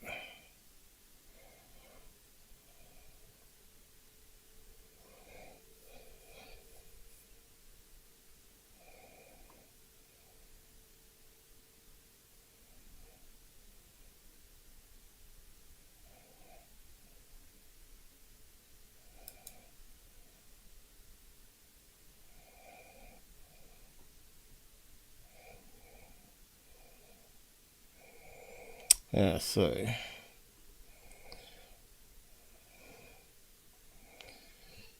it's a 360 fish lens I use. I don't know. Fisheye. 360. So these are 360 ones.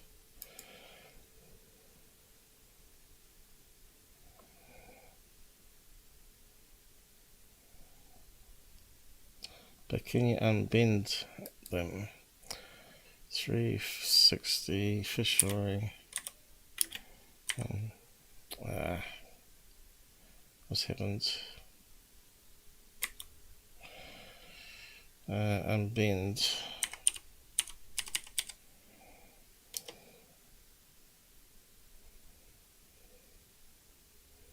I don't know if you can.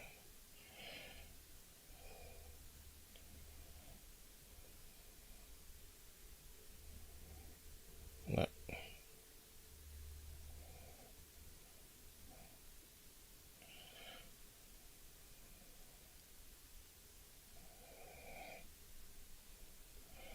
So your human brain could probably understand it, but they'll probably get it wrong if you're new to it.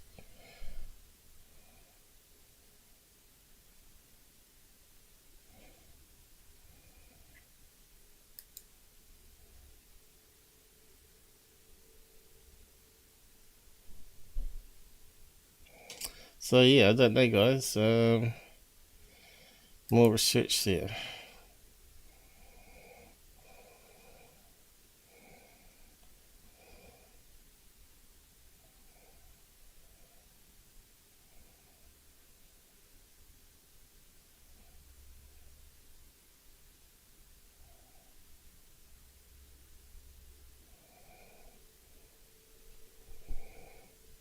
Lots of reading, probably.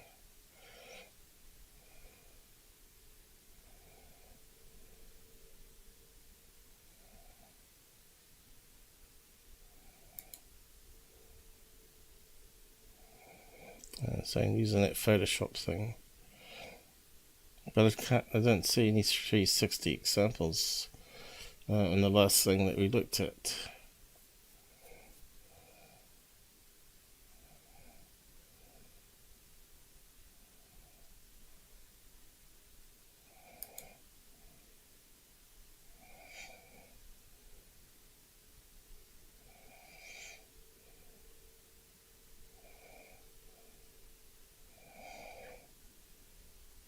Yeah, anyway, let's put that one on the back burner. If anyone out there knows, looked around with fish 360 ones to see if they can unbend it with software, let us know. Because I don't know the answer. But we need to really unbend the image here, making claims of the turning object with the blinking light, which looks very much like a plane to me. Anyway, moving on. So we've got Nocturnal News talking about that stupid Mars photo. Just have a listen, because we already said at the beginning that it's a very small door. It's not going to be real. I'm going to say one of the best examples of a past life on Mars. You know, this anomaly, this doorway. Now, by the Which is midget aliens. way, I heard about this like a week ago. Been very busy, and I had a little break today, so I thought, you know, we'd cover it on a Nocturnal News. But let me just say this: there's a lot of debunkers out there that claim Mars wind, right? The Mars wind did this, bro. Now, here's the thing about that, debunkers. I think it's just a chunk of rock that fell off the face, actually. You can see plenty of cracks in there already. You know, there's a big crack that goes up the side. I suppose due to impacts, creating earthquakes, that sort of stuff. I wouldn't say, you know, they keep saying debunker is a dirty word, but really, to be a truther, you need to be doing some debunking, and else you're not going to be legit. You're not keeping up with all the camera artifacts and all the science involved in things. if you just totally ignore it, you know. This guy talks utter crap and he says one thing and says another thing. Okay, here's the thing. You know, if I hired a team of contractors to come out to my property and say, I want you to put a perfectly shaped rectangular door in that mountain right over there, they probably couldn't even do it with the equipment they have today, the modern tech tools and all of that. You know, so like I say, it's not a perfect rectangular door, as we've proven with filtering last live. And it's two photographs next to each other, so there's a stitching error there, it creates a straight line. how did this form on Mars? You know, and they're literally saying the wind created this perfect rectangle in the side of a mountain on planet Mars. So anyway, let's get to the video. Here we go. Okay, here we go. So we're looking at this. So we've already seen this picture on the very opening of our live stream today, which the doorway was here somewhere, wasn't it? Like a little square, which I said was very small, and it turns out to be very small, a couple of feet by a couple of feet. Gigapan right now, basically a process photo. Now this is the real NASA photo, like always, there. But you know, created into a Gigapan. Google it. Okay, now first let's see this doorway right here. Amazing. Sorry, I'm getting a little bit tongue twisted because every time I see this, I'm like, what the blank is this? Okay, we see this perfect 90-degree angle right here. Okay. Okay, so when you run that through filters, you can actually see that's actually part of the wall that goes inside here, where it's sort of broken away, and that there side is the stitching error. You can see how small it was where he zoomed in, right there, and you can see it's like a fisheye camera too, isn't it? I'm not too sure on that though. It looks quite like a fisheye though. What's that? Curiosity, is it? So does it need to be unbent, or have they unbent it there? Is rover, Mars rover fisheye. That means probably wide angle. But once you get a certain wide angle, it does become a fisheye, doesn't it?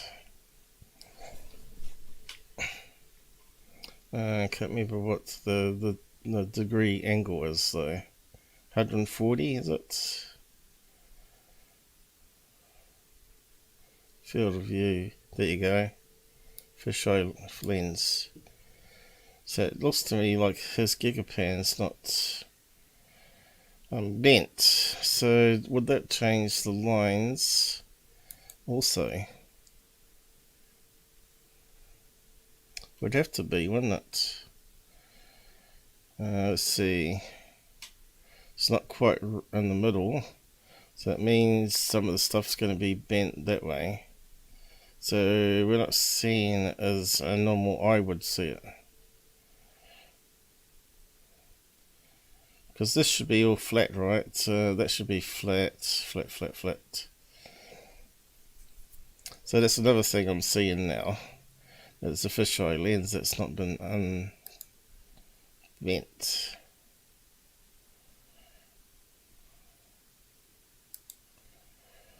Okay, what we got here? Type of camera. Mastcam says a pair of cameras that take color images three-dimensionally. It has a powerful zoom lens.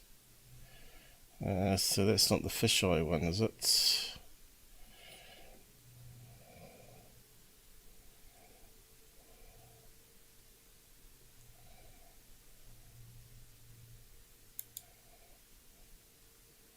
So using the same camera, is it?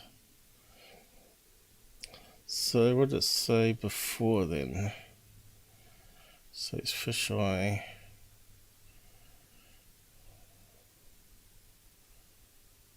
For a piece of engineering hazard avoidance cameras. What's that got to do with the rover? Maybe it's not part of the rover they're talking about here. What are they talking about? Self-driving car. Now just say under there, camera rover. Let's just have a look. Too much reading. See there you can see the terrain is roughly unbent.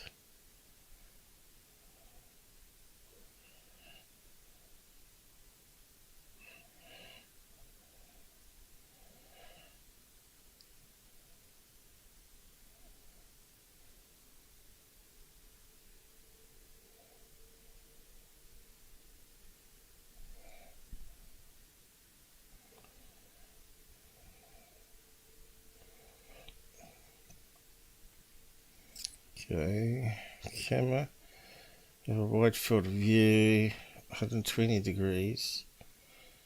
Uses pairs of Hascam images to map out the shape of terrain as far as 3 meters, 10 feet in front of it.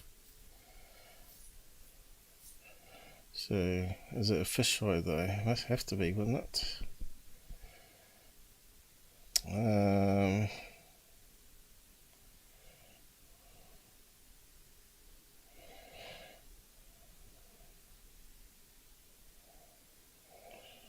1024 pixels by 1024.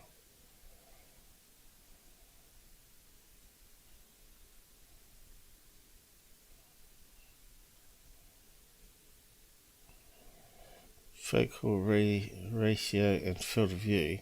Fisheye with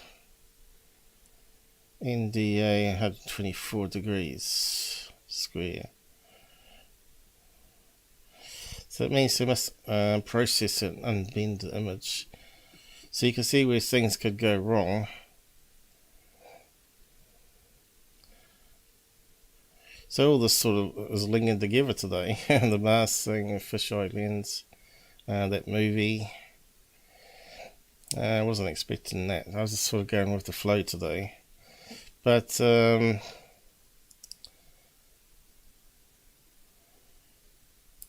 yeah. So that's definitely a fisheye lens. Let's see, unbending.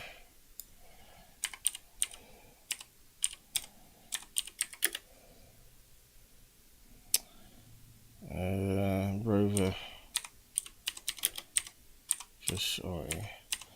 I'll probably use Photoshop probably.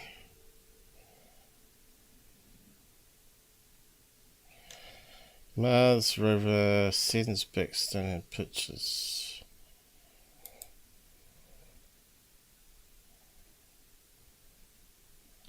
So let's see what they're saying here.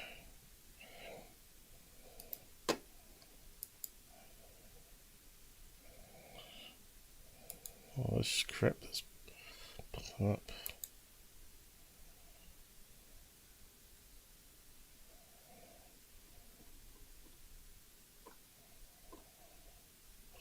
What's going on here? There's a website with lots of script doing something. So where's the images? It's also got broken, don't exist anymore. Great, I've moved them. Okay, let's go back again.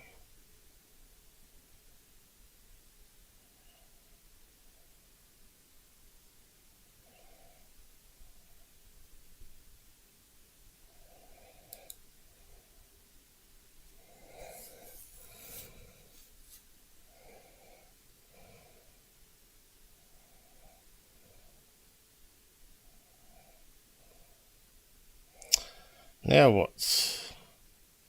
Subscribe if you want to read. That's ridiculous. Okay.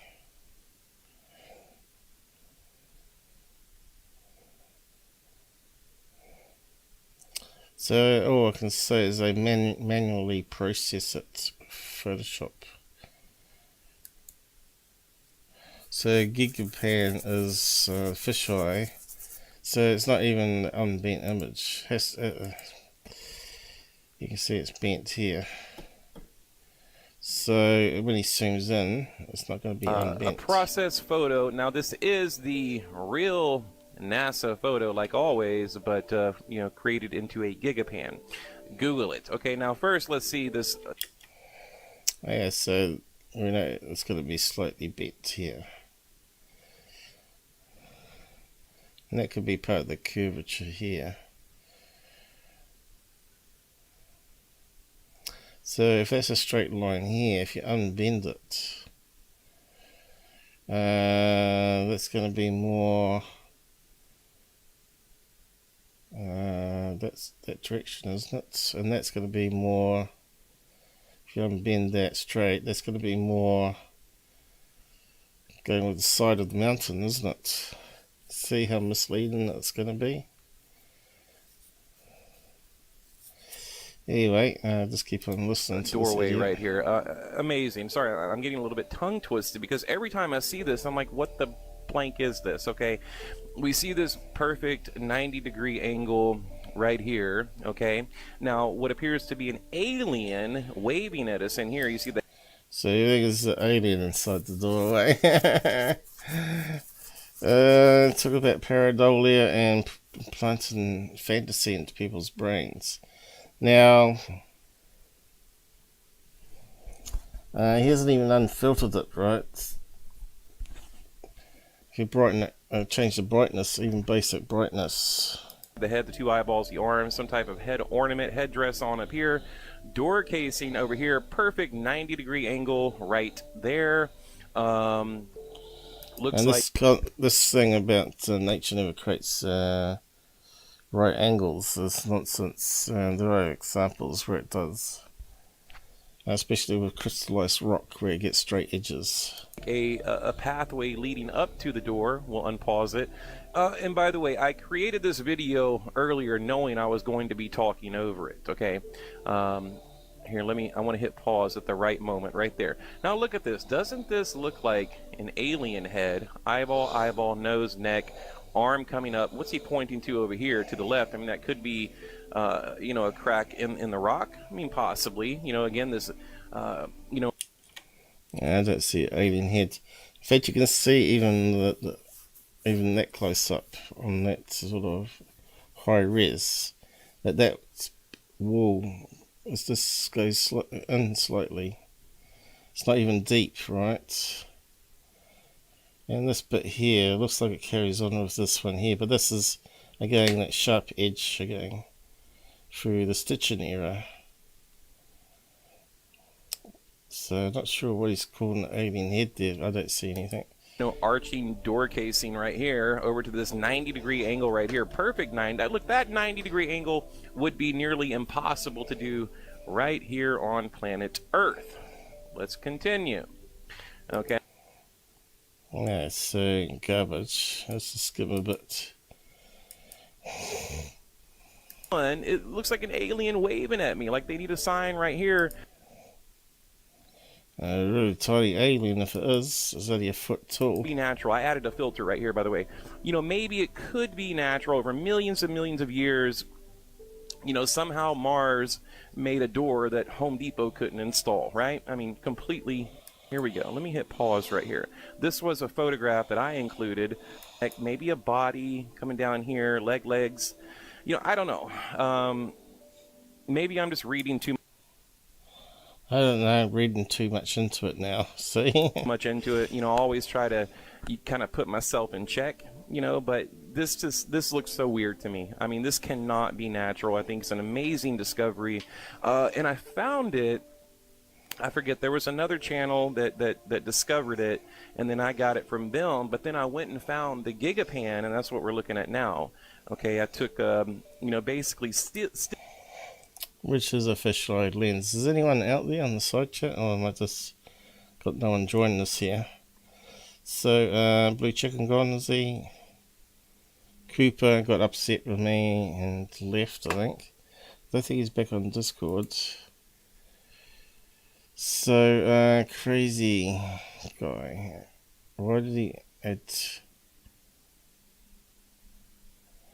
No, it's still not there. Why did he add 2 accounts? Unless they're 2 different people, I don't know.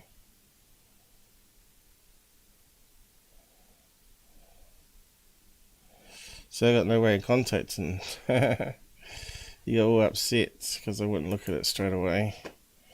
But yeah, I got a certain shape in my head, you know, I got to get it out so I forget to talk about it.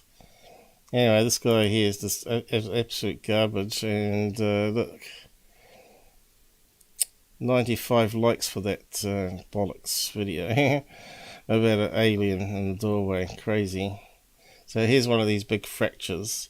So if you get another crack that happens here, then a chunk falls off at some stage into about millions of years. So we're talking about a 2 foot tall door and 1 foot wide or something like that. So yeah, I don't think so. Not humans, not aliens.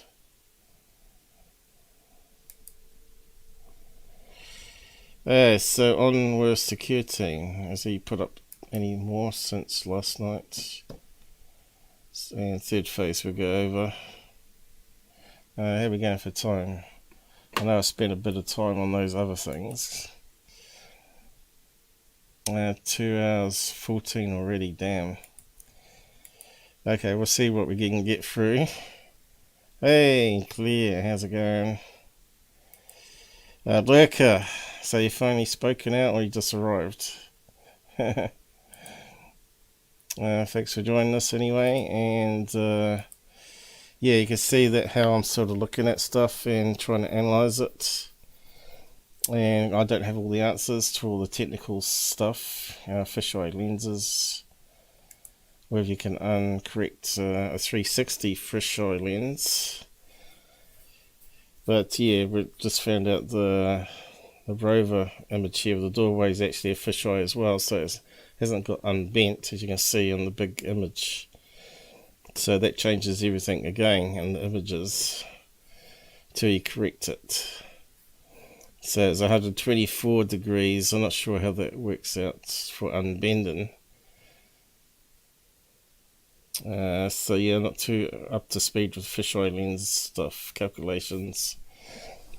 Anyway, let's look at Secureteam, and well, I'll make comment on it. Oh, it's really loud. I'll just turn it down a bit here. Okay, so this is Bruce Sees All, right? And I've talked about him in the past, and I looked at some of his footage and gave my opinion on it. But you can see here he's still not using a top-of-the-line camera like a P9100 or higher. And this is meant to be a picture of the moon, which looks like he's done a add-on lens, telescopic lens in front of another lens of some sort, camera lens maybe, of a lesser quality camera. But you can see it's really blurry and not very crisp compared to P1000 moonshots. Let's just find an image to compare it. P1000 Nikon moon image, and they're normally really good, even through atmosphere. Here we got some here, right? And compare it to this Bruce Sees All image. So let's choose that one. What's it say there? P1000. Look how nice and crisp that is. Right, especially if you take a photograph instead of video. Maybe you get 4 times the quality if you take a photograph. And that one there, look how you can see the craters. Nikon Cool Pics. So let's go back to this crazy Secureteam video. Oh, there's a slow moving one right there. Look at that.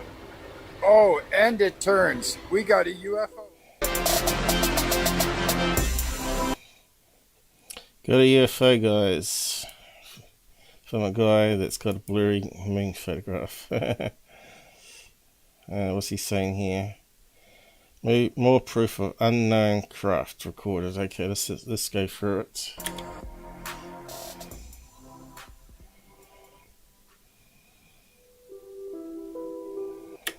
Okay, so UFOs making dramatic turns near the moon.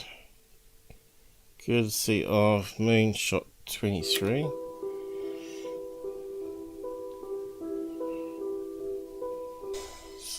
Look at that. Proper camera with a ×100 lens, I guess, to this crap here. With some add-on, you can see the edge of the lens here. Looks more like Venus than it does the moon, right? Okay, so we're gonna say we're gonna get some blue UFOs of it. So this one's not Bruce Cecil, but someone else. Moonshot 23 here. I'm not gonna do too much introduction on this video. I think this speaks for itself. But this is close-ups, contrast turned way up or way down. This is way up or way down, so he doesn't even know. The clearest pictures you are going to find of a UFO off the moon, at least. Clearest picture of a UFO over the moon, guys, and it's just blurry already. At least on my channel. So I hope you enjoy, and at least on his channel, yes, that's the thing. Here we go. Look how clear and muddy that looks.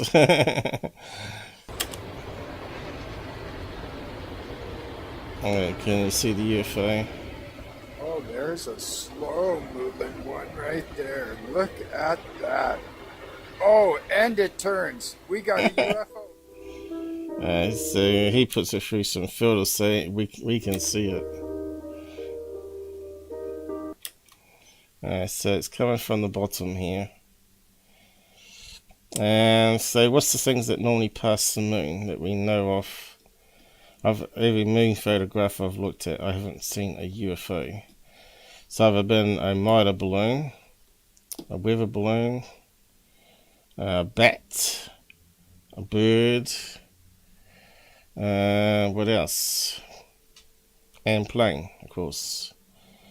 So is it a plane, is it a bird, is it a bat, or is it a balloon? Let's keep on going. Frame by frame. Looks like we need to zoom in because he ain't doing it. So this is the clearest you're going to get of this channel. Shot 23, Moonshot 23. So it looks like it's gone from a horizontal shape to like a triangular shape, like something lifting up its wings, right? Wings are up.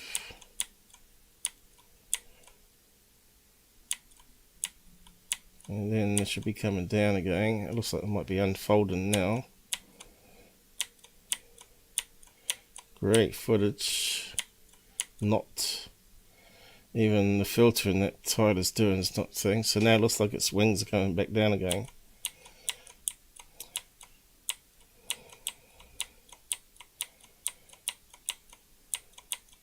And look at all this shimmering that's going on in the atmospherics here. It's just terrible. So that one kind of looks like it could be a bat or a bird. It's definitely flapping its wings, isn't it?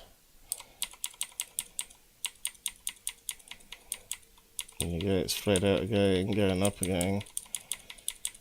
I think it could be a bird more than a bat, actually, because what's the difference between a bird and a bat? Bats tend to fly faster and more erratic, don't they? And the birds seem to flap and glide. and do turns.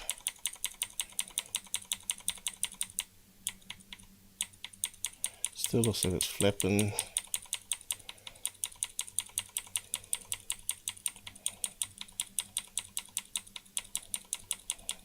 I'm trying to glide at the same time.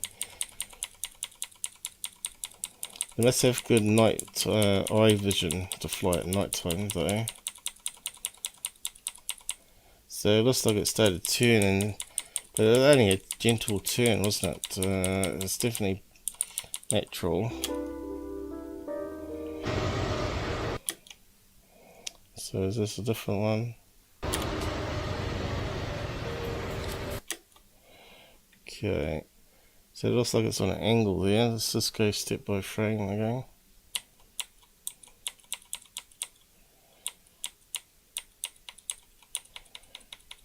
Looks like it's opening its wings, gliding,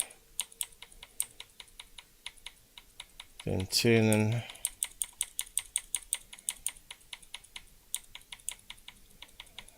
Looks like it's closing, opening the wings there all the time, look. Now that one could be a bat. See, it's changing directions quite a bit.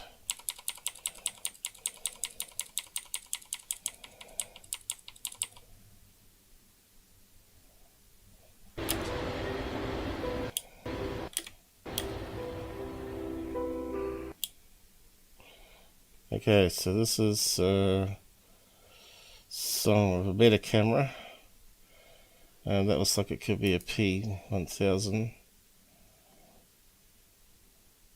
It's that quality there, isn't it? Maybe not quite as good, because we're seeing it as a video rather than a photograph.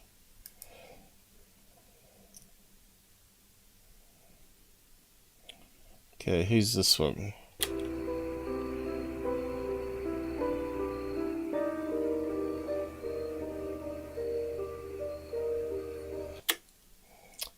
So seem to come out of the darkness there.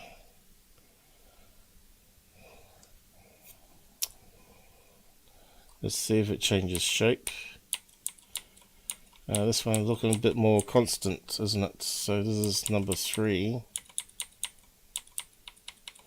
It's definitely not a bird. It hasn't got a plane shape to it. But balloon. It's definitely got a balloon shape to it. Spherical. But it could be a 5 or 6 pointed balloon. But the quality is not there. Looks to me like a balloon floating across in the sky. Possibly a Mylar balloon, that one. So I think that's pretty much it, isn't it?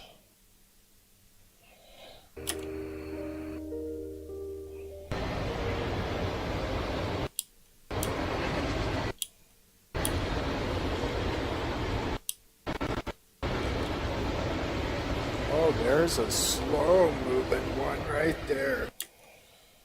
This is moonshot again. Look at Okay, that looks like a bat changing quickly directions here. that. Oh, and it turns. We got a UFO, folks.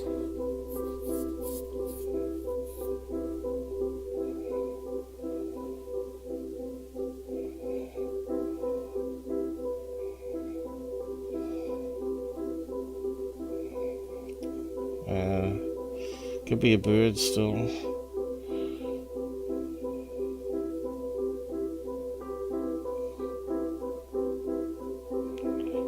Migrated about now, aren't they, as well? As we found out in previous videos.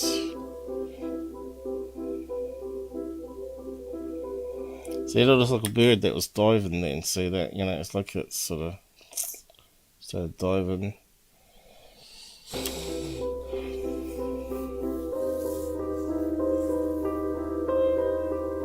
Stay tuned.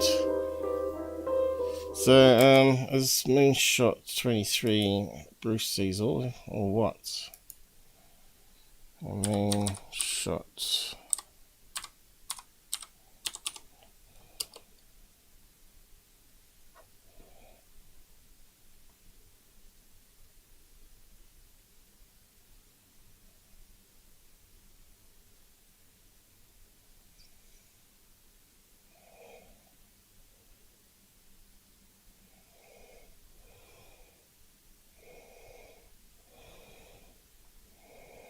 Oh, as usual, we're not getting the YouTube channel.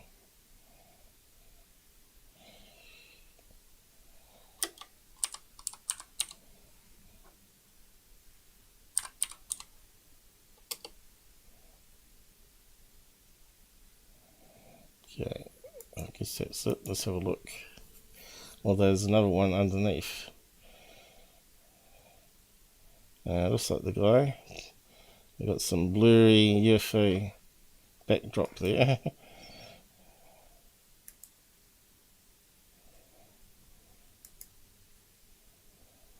What's he uploaded?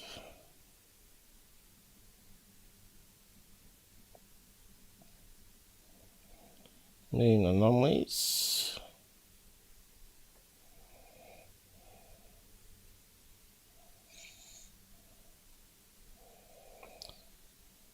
Jupiter Sin.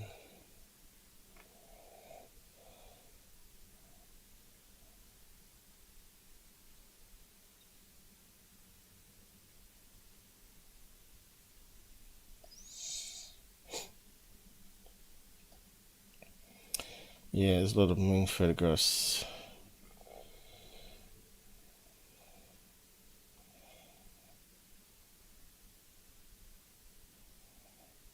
So,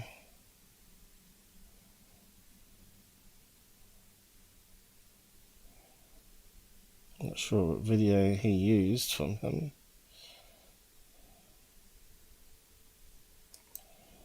Oh, what happened there?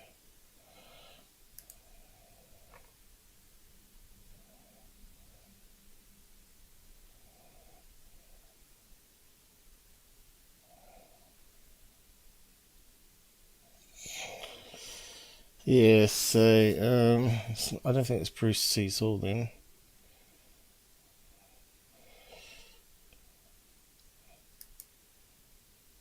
So maybe it's still coming.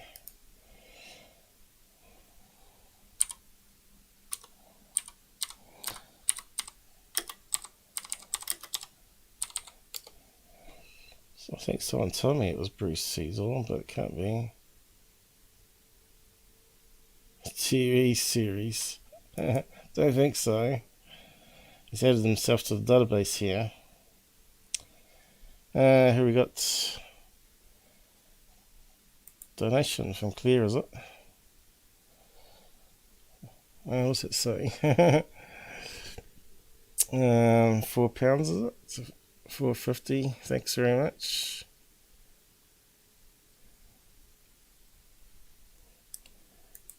Should have a dancing alien. Why is it not working?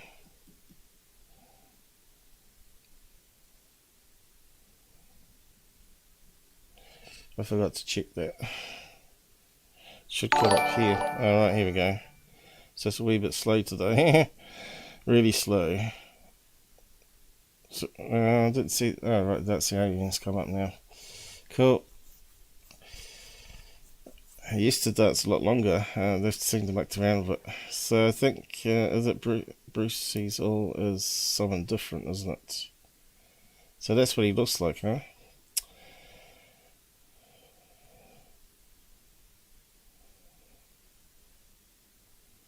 Canada.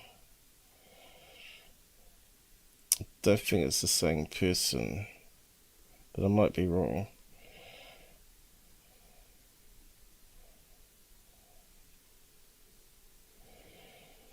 Bruce Swartz. Now, when we investigated Bruce, he was like surrounded by like 7 airfills, 3 released airfill spaces, I think it was. and doing military exercises. He was filming them dropping flares, and they were just falling across the moon, and they look like UFOs. So yeah, just be skeptical of these people, especially when it's got really blurry footage, and he kind of uses a magnifier in front of his TV screen where he's got the image, and he records what he's doing. Which is not what you normally do. You normally bring it into a paint.net or something like that and zoom in. So yeah, he's not really professional from what I saw. So it looks like he's trying to promote himself here. But he hasn't added any episodes, so it's kind of strange. But yeah, where's his YouTube channel? Has he still got it? I haven't looked into this guy for a long time.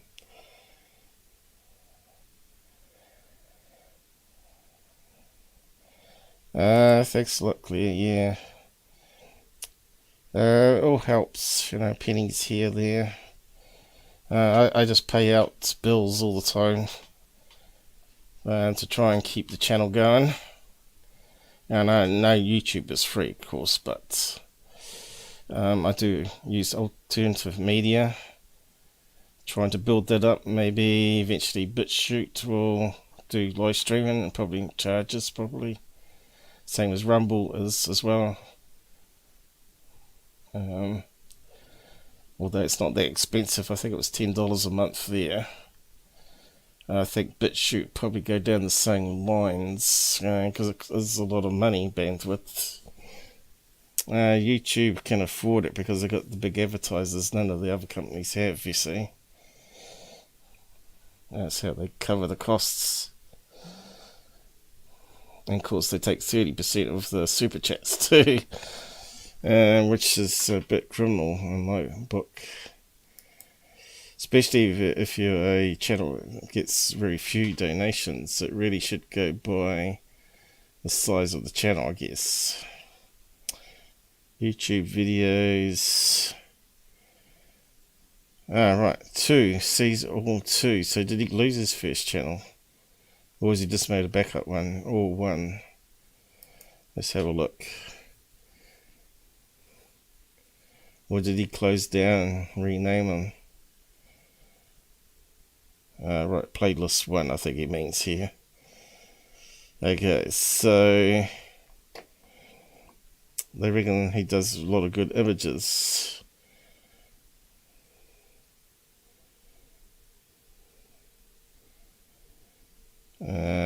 But still, let's go through our atmosphere.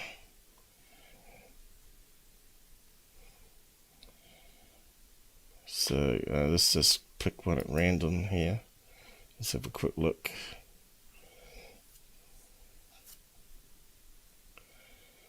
And see what he's trying to say about it. I want you guys to understand what's going on. The sky So that main shot guy doesn't sound like the same guy, does it? is lighting up in the back, thousands of miles wide, and I'll show you the whole edge of the moon as it lit up. It did not last for long.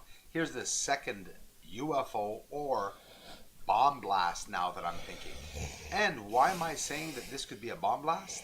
Well, I saw one of these objects propelled, a projectile. So why could it be a small meteorite that sort of impacts on the dark side of the moon there? Came up from the surface in a black cloud or a black shadow, and one of the lights hit the surface. We're going to see that in close and slowed down detail with so I don't think it's even anywhere near the moon. it's beautiful. I mean, watch I think this is something in the atmosphere in front of the moon. the sky light up. Look at what's going on there. It's absolutely And it's probably an out of focus military plane that's flying past the moon and turning towards him. So it's flying along here, then turns towards him. incredible to see what's going on. There's other stuff is happening. And then he cuts it, you see, so we don't see any more what's going on. I see an object or some dark object. Look at the sky. Look how it's lighting up. So now here's the... But the problem is he also does flares, and that could easily have been a flare parachute coming down to the end of its life here, floating past the moon, and just simply goes out, right? So he's saying it's an explosion.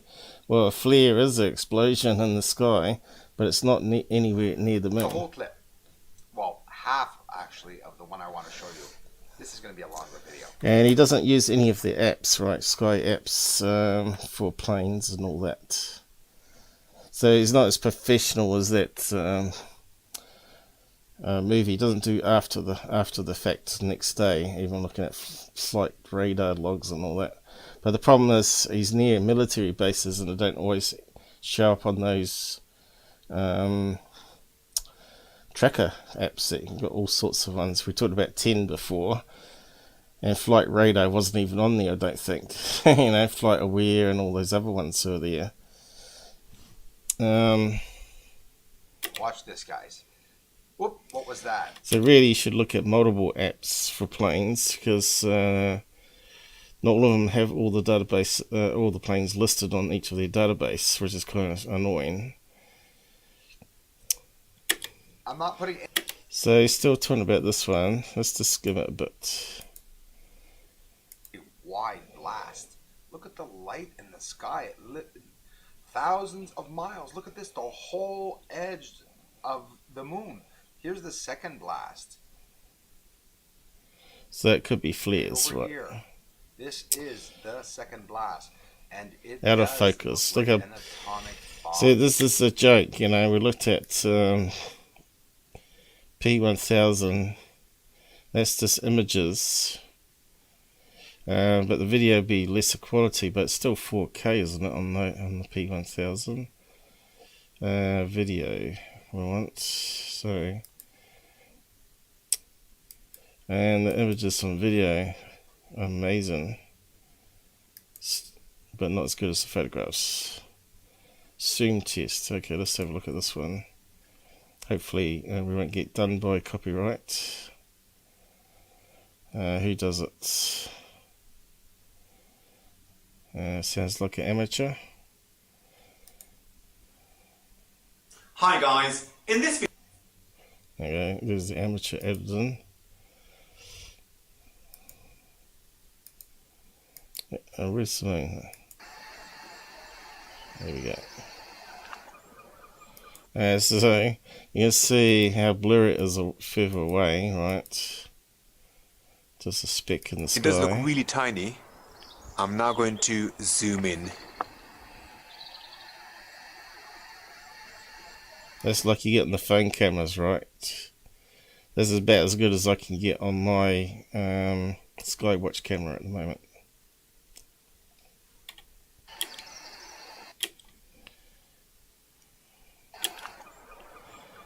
Wow, what an absolutely incredible zoom. So that's what you can do when you zoom in on times 100. So is that a daytime shot he's doing there? It has to be, doesn't it?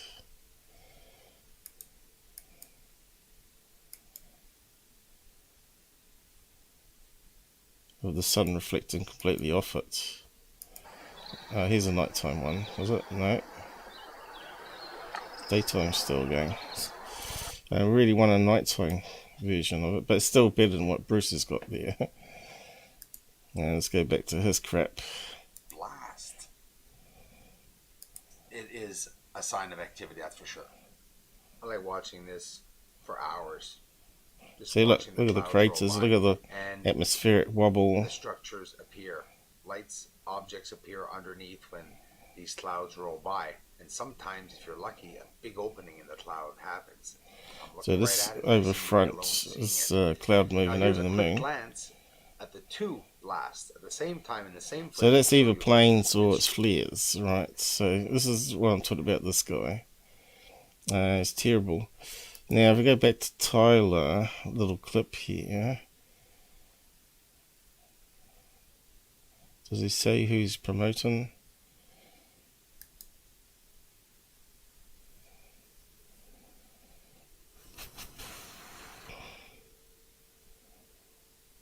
No. I think these people think he was Bruce as well. I think I read a couple of comments last night. That's why I thought it was Bruce too. But Moonshot 23 is not Bruce. Amateur, yes.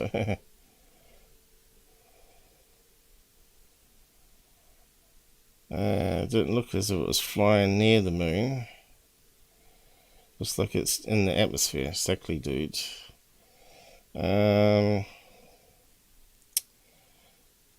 Pretty sure the first, second, and fourth were bats. I think the birds, not bats, because they weren't moving erratically enough. The third, probably a satellite, no, balloon. Just drifting across the face of the thing. Didn't stop and change directions, did it? First, if it was circular and it stopped and changed directions, then we have the head scratching a wee bit. So that didn't happen. I think that could be a bat flying high in the field. So a lot of people think it's flapping wings as well. But the same bat instead of bird. Looked like it may have been even a full moon.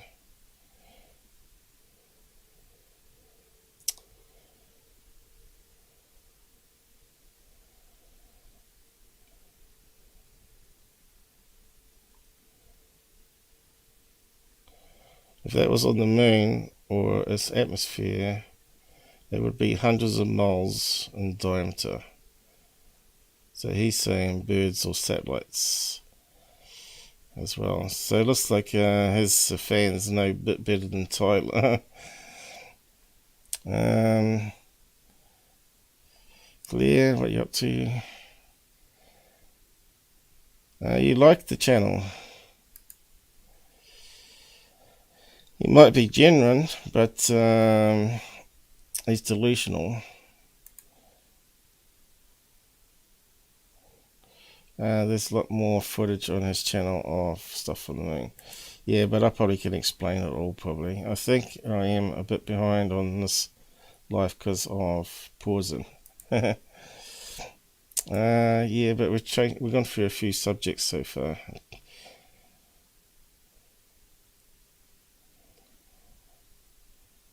So yeah, looks like a big bird flying. That's what I thought too.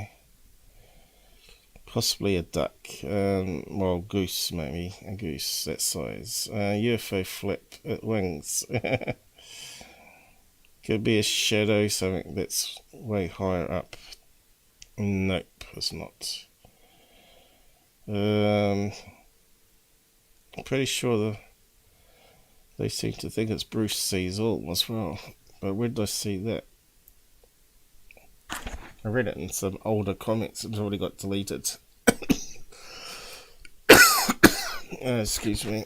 Got that annoying little niggle in the throat. Keeps coming back. Still think it might be the virus thing that's going around. Apparently some people are infected over the road. I think this guy films bats flying in the sky, yeah. Well, birds and bats.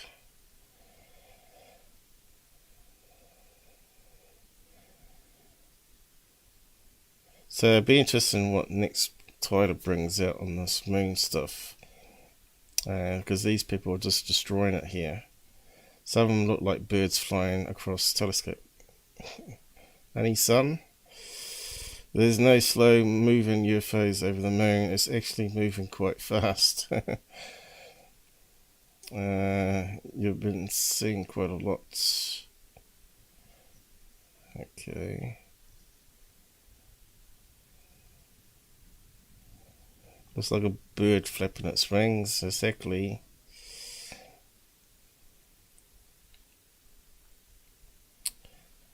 Congrats, 3.5 minutes of content in 2 weeks. Someone's giving him a hard time. You're killing it, Tyler. I know, right? Ha ha ha. And it's not even his own material. What does it pay to borrow other people's work, even shoddy work, which it really is? Best job in the world, Tyler. You're a genius. Anyone giving you stick for only coming up with 3 minutes of someone else's back footage 2 weeks of working is jealous while they are doing 10 hours per day, 6 days a week to feed their families. Bingo! It's about time these people got on his back. Well, Tyler, not too funny, that one. I'm disappointed. So, oh man, there's a lot of people jumping on here. Seriously, I like watching his stuff, but come on. Pretty sure he has no more family members left since everyone's dying every other week. Don't forget he's dying too. And then he's not dying, and then something removed from him in the operation. He'll go do a 2-hour interview on another channel, 2 hours that he'll never get back for his own material. I suppose he is hoping that people would be watching that instead of maybe. He needs to stick to his own work. Funny how he said. So these people don't know that he's actually hoaxed a lot of stuff too. He's just too lazy. He's too lazy to even hoax his own stuff. He's got too much money coming in. And these guys that are funding on Patreon especially, you know, they shouldn't be paying him if he's not producing for them, even though he's disinformation. Again, these ain't UFOs, so you can see that, the balloons and birds. But I'm pretty sure I read that there was a lot of comments saying it was Bruce Cecil, but I'm not seeing them now.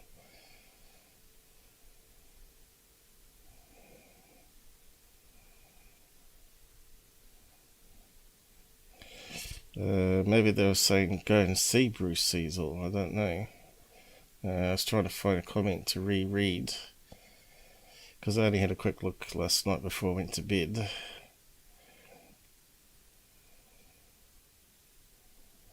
Could it be birds? Yeah, man, it can be.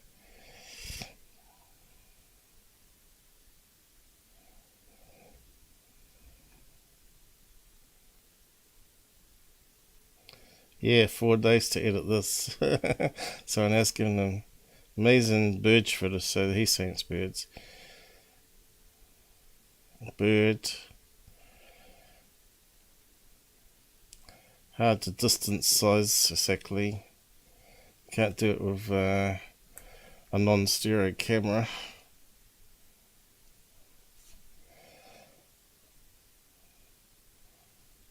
It's funny how I can't see any comments about Bruce Cecil now. It's because a lot of comments have been added since, I guess. So, yeah, I don't think it is Bruce. Some other guy. But, we can't have a look at Bruce stuff while we got it. Let's see, Bruce.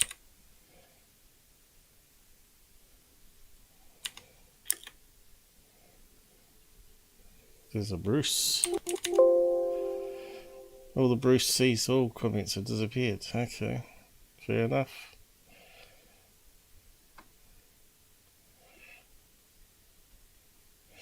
Unless that was the Thirdphase one that I'm thinking of. It could be Thirdphase they're doing Bruce Cecil. Probably I get mixed up. This is Moonshot 23. Whoever that is.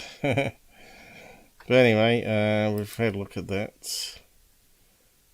And that's all Tyler did. So we can close that down. It's just birds and balloons. Let's have a look at more Bruce's. So, yeah, what's this best footage? I guess the playlist would be the best footage, wouldn't it? 14-inch high. What's happened here? 14-inch high definition close-ups. Let's have a look. It doesn't look too good quality to me. Although it's a wee bit better than moonshots.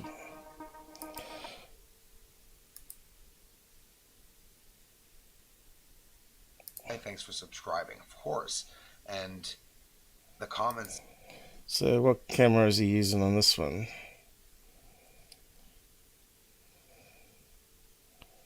He's saying it's colourful.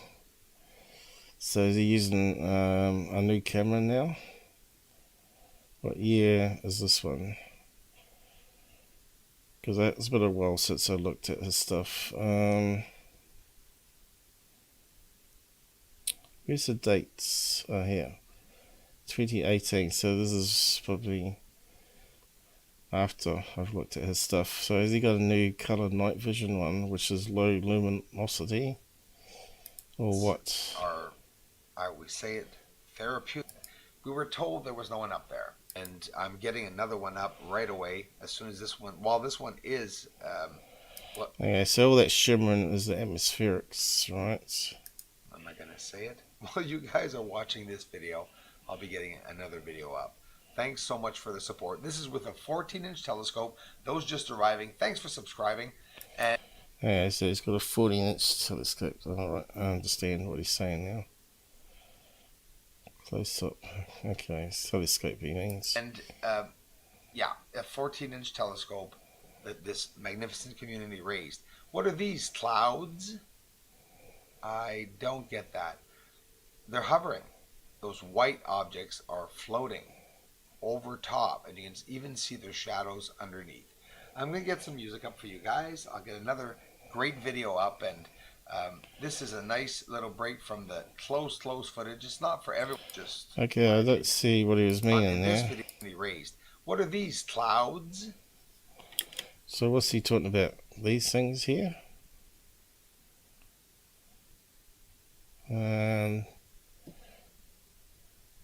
He's saying they're casting shadows, but I think has been misled again. Let me just see. Looks like it's actually reflective moon rock to me. Looking at these other ones here, they look like craters, but out of focus. See, they're actually round craters. It's got the shadow because the sun's coming this way. So these have got to be craters, not clouds at all. So this is what I mean, the guy's misleading.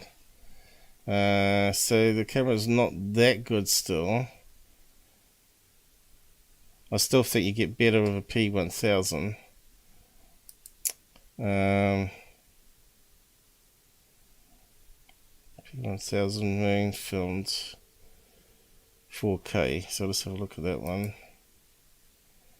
Compare it to his 14-inch telescope. Hopefully they go for an edge. That would be, I need to go for an edge where he goes. So that's 4K. But they're not zooming in, unfortunately. But if we zoom in with graphics, it even looks better than Bruce sees. All right, 4K image.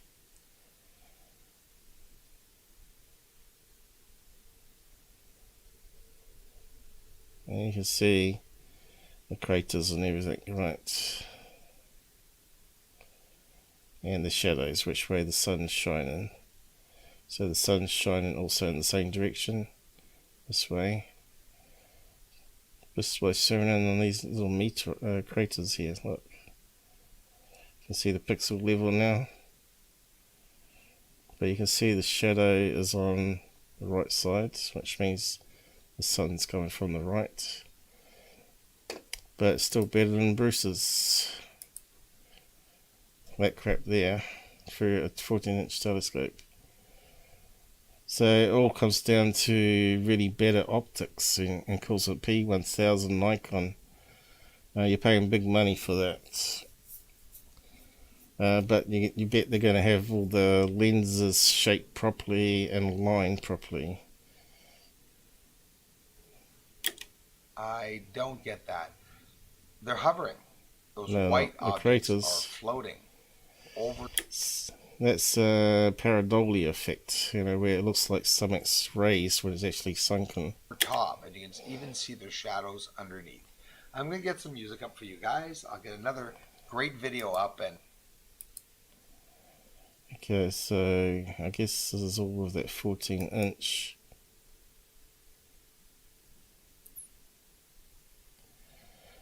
So John Lenard's is rubbish as well. I got a whole live show on him where I analysed him. Search for John Lenard Walson on YouTube.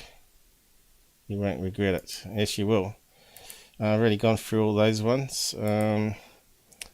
He's been filming the International Space Station as it was being assembled over years. So it ends up being a little small to start with, and then as the years went on, you can see they're adding more to the space station and the lenses, the solar panels. Like I said, if you want the truth, just come to me. I look at these people with an open mind, because there may be something they capture. You know, it might not all be explainable. They just might by coincidence capture something if they're looking. So what's happened here? So yeah, it's been a while since I did the thing, but Nocturnal News was promoting them as well.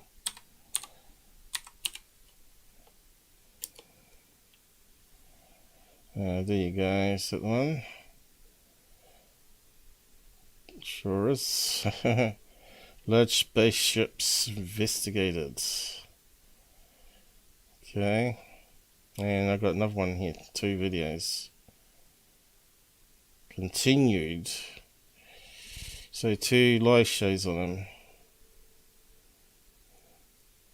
And other references going back years. Those sorts. Anyway. And of course, the other ones are false, I think. Yeah, false ones. These ones shouldn't be coming up. But yeah, choose the second one. Let's have a quick skim. He knew what he was filming, and this one's actually a fraud. Mylar balloons, certainly. So, yeah, I went through a lot of his images.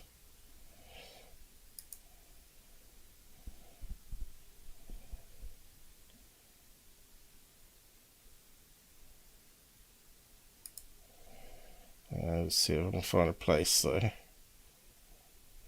Is that one of them? And then we'll break it down. I wanted to lock on something over the Nevada desert. Okay, so Thirdphase already at the beginning, maybe. Have I got chapters on this? I got chapters, so let's use those. So whereabouts are we? Damn, eyes got a bit blurry on me. Orbs, lights, cigar. FBI guy. Oh, here we go. Resume looking. Chapter 5. And here. And look at the rest of these images. And see if we can work out the other ones. So the first one we said was a satellite.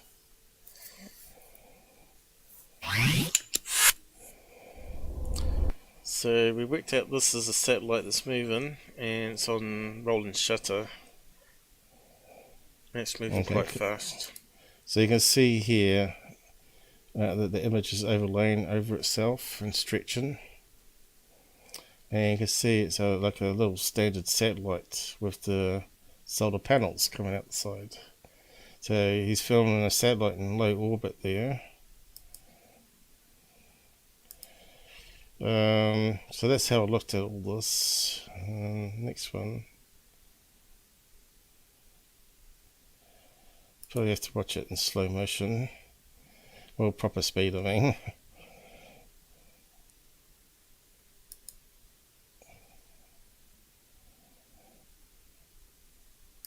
Optical telescope that's zoomed in so much, right? You know, you've seen it with the digital zoom on smartphones, and the guy's wobbling his hand. You can see how much it moves around. The same effect would be here. Now he's got a homemade telescope which is leaking, and also got internal reflections, which doesn't help either, and so it makes it look even more bizarre. What one did I say that was? I think he's got it on long exposure here, or something moving through the sky.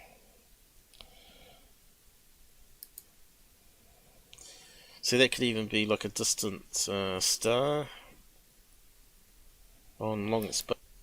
Yeah, it's going to be something that's sort of distorted by the atmospherics and on long exposure.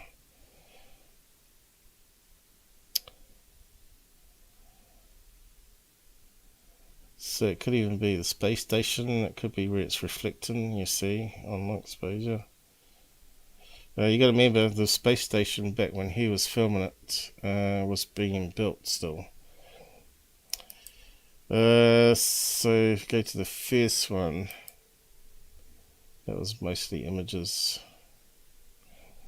The app on their phone, just hold it up to the screen, they would have seen all the flight numbers as it was coming into land. And it would have shown what airport they're going to, which is right next door. Yeah, so we're not yeah, here's a fun now. And you can see here they come, they got a flight path. And there we go. It's also try and figure out Chapter what he's 4 got in the video. So UFOs Worldwide put this up, and I was a bit shocked to see that he had put it up, because I've come across this person before that claims to be like a backyard astronomer that's built his own telescope. And you know how if you just get the optics and the mirrors. So what I'll do is I'll paste it there so you can watch it yourself. There's no point in replaying it again, really. So that's and if you watch it, I overlay eventually in the editor the space satellites and all that sort of stuff.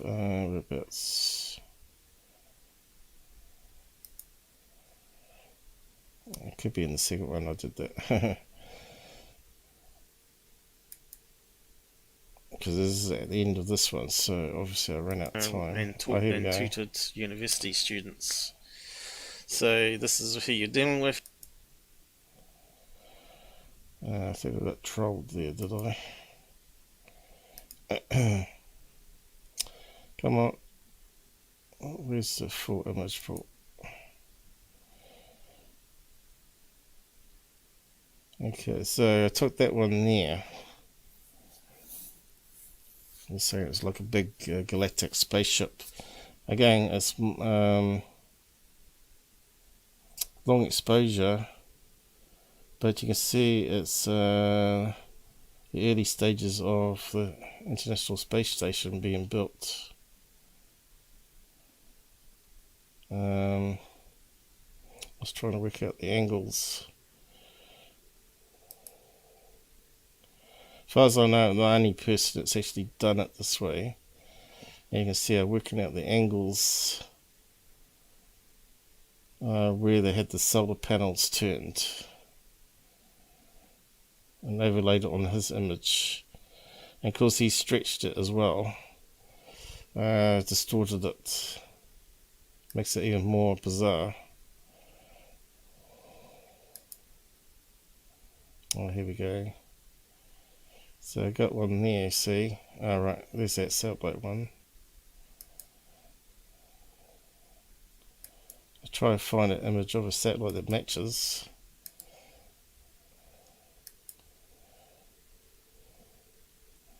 But once you start looking at it in reverse, camera artifact it and all that so sort of maybe stuff. we'll go through that. Anyway, if you Google his name, deceptive or hoax or something, you'll get lots of other people talking about him probably. But I do show that in the second video, don't I? People said actually come up with the same thing as I did, because normally I do look at it without being influenced by what other people had said, and then I'll look at what other people said and see if it matches what I said. And I did that with that one there, the two. So yeah, second one here. If you're still with us, clear, go and watch those two. You obviously missed them.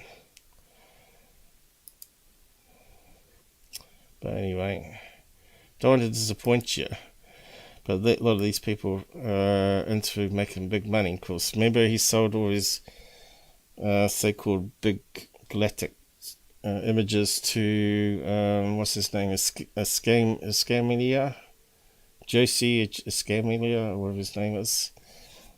He's actually got the word scam in his name, which I kind of find hilarious, but I thought he was a nice guy, and I thought he was being genuine at first with the Rods movies that he put out. Now I'm not so sure anymore. You know, I did see one with my own eyes years later. I thought, shit, he's right. That was identical to what he was showing on the videos. But I think maybe you can actually get the bugs. When he had a skydiving one saying, well, you don't get bugs that high. Well, actually you do. You still get bugs that high, unfortunately. So yeah, it didn't actually back up his claim that there wasn't bugs in the cave base jumpers, was it? Anyway.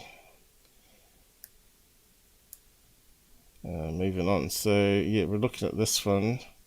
Wasn't that particularly good, and he's saying that there's craters that are actually clouds hovering above the moon, which is nonsense. So you could spend hours going over Bruce episodes. But if you think there's one there that I should see and analyze, let me know. But you can see it's not that great, his telescope cameras that he's using compared to a Nikon. Systems in the sky that we're not understanding, that we're not knowing where they are from, nor is NASA really finding out where they're from, like that lower asteroid U1 in the lower... Okay, so has he got anything marvelous to show us in this one? ...to focus on the images that are going to be going by. I want you to notice that I will transform these entire pans that we're doing right now. We'll do the same thing but in X-ray, and you're going to see right here the many levels that are right before us. The cities, the structures, the Mayan-like structures. Okay, so you can't do an X-ray of the moon for starters. It's absolutely incredible. And I'm definitely going to show everyone this. Cataclysm in general. So whereabouts is he going to show us that? Because then I can analyze it and explain what's really going on.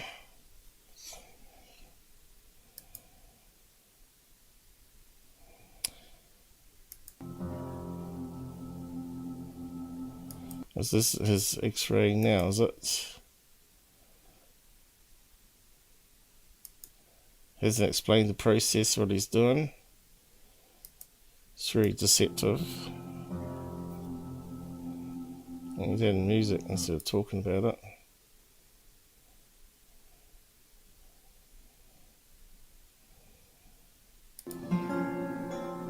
Yeah, it's got music.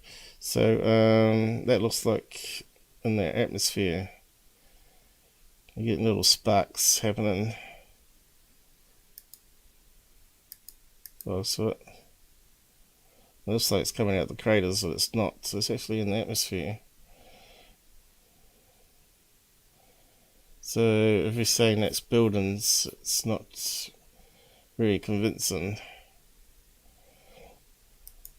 So yeah, like I said, if you've got some that you really think is what he's saying it is, give me the links if you're on Discord.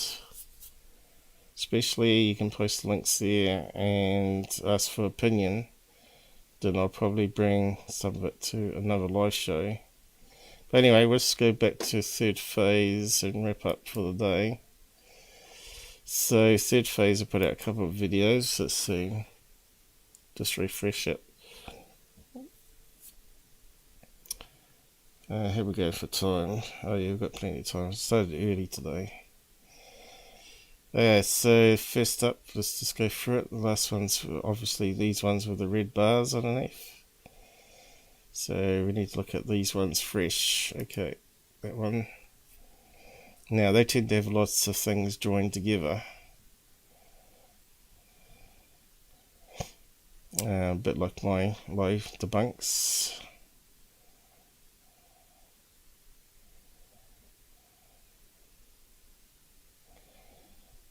Okay, so better quality video here. See what they're saying. So this might be Bruce now. Is it Bruce? Hunter captures crazy flying things. Is it Bruce though? Maybe I was getting mixed up with Tyler's one.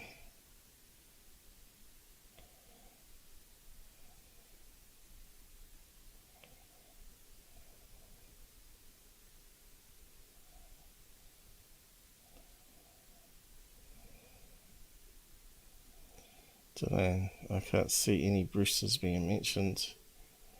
But anyway, we'll play it and we'll watch it and break it down. Astronomers are having their eyes peeled on the moon lately, and they're capturing the phenomenon, and we're about to look at one right now. Guys, take a close look. Okay, it looks like what we just watched. It's not... So we're going to enhance this video right now, get a close-up of whatever this anomalous object was. It passed by the moon. What it is, respect. No, I don't think it's the same guy, because it's way too better, isn't it? So is this Bruce, maybe? Oh, yeah, so we've got a circular object similar to Moonshot 23 captured. Maybe it's even that same day. Who knows? Maybe they captured it from different locations. Calculating. So straight away it looks like it's got a line going across it. It's a smaller object there, right? Right. See, that's got a smaller object. Moving along with it. Now some might say that's a shadow, but it's not, because which way is the sun shining? Shining in this direction, isn't it? Because you can see the edge of that crater is creating a dark side to it, right? So you can see which way the shadows are being formed in those small edges of the craters. So the sun's coming down this way, which means if that's a shadow going upwards, it's breaking the laws of nature. Should actually be going down this way if it was a shadow on the moon. Hopefully get an answer, but I don't know too much about optic lenses, but I do. So that kind of looks like two balloons joined together by a tether. I know enough that if this lens, this telescope is peeled on the surface of the moon as close as it is, whatever this object is, it's in closer proximity maybe to the moon than... Nonsense. It's closer to the cameraman than it is the moon. The moon is what, 240,000 miles away? I think we looked it up last time.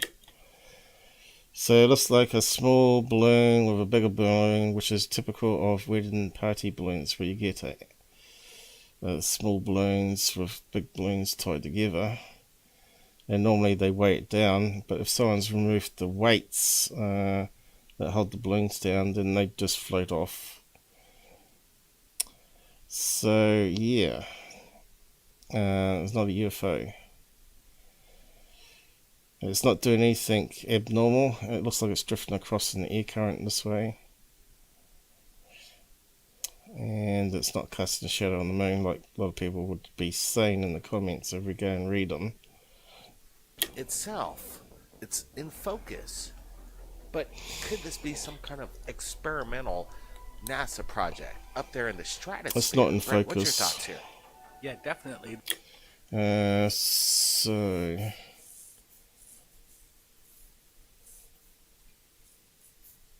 it's like a black They're working on secret blur programs passing in right front of now the moon. above the stratosphere as we speak. We've actually captured them over the past couple years from people like you. So I'm not sure if that's Bruce Cecil or not. So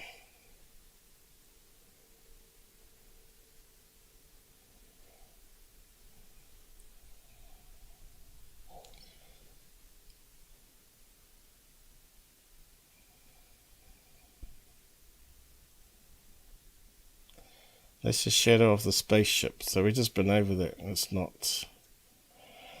And it's going against the direction of the sun, if that's the case. I just found the moon. Looks like it's moving really fast. Yep. So it's in the atmosphere, and it's moving on a slipstream, which we know can go up to 230 miles per hour, depending on what altitude it is. Okay, we're yet to look at the other parts in the video. There's a hunter video coming up which I want to talk about. Looks like a light being shined from above. First object crosses the moon. Small object tracking with it appears to be its shadow. No, it's not. And I want agree. I don't. Of course not. If you spend any time looking at the shadows of the craters, bingo, you would have noticed that they are almost on the complete other side. But keep yelling things. You are so wrong. Watch it half speed. It's 720. The shadow from the object lying perfectly with the 4 craters. No, don't. We watched it in slow motion. The light is coming from the right side. That's what I said. Yep. Off the frame.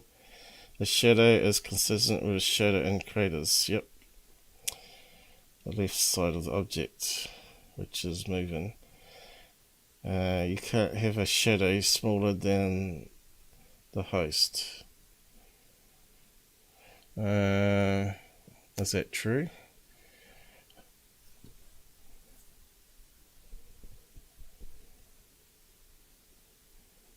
And light would expand. Should either be the same size of the host, shouldn't it? Or bigger. Not smaller.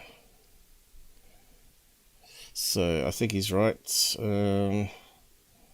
With optics. Especially far above the atmosphere. So when a plane flies over your house, it normally casts a big shadow, doesn't it?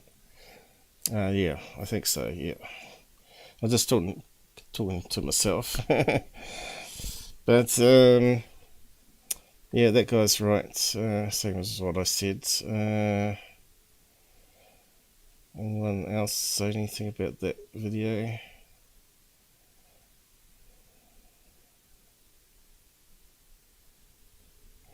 First one is... excuse me, I got a yawn. Spherical object that is quite close to the moon surface. No, it's not.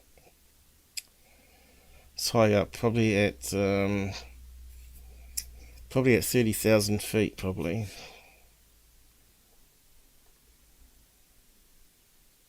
Cross here one, we get onto that one.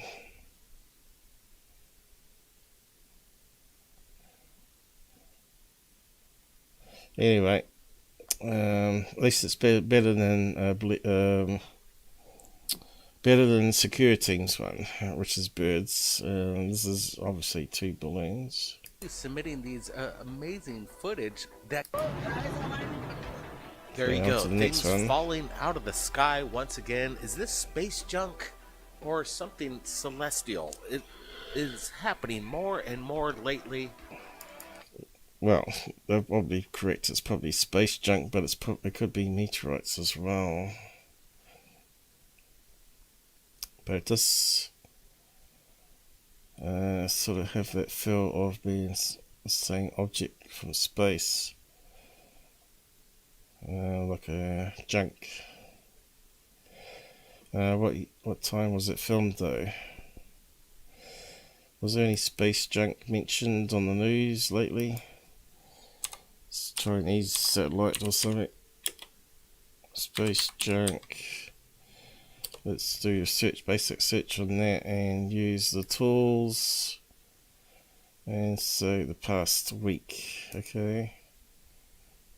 Let's see what comes up.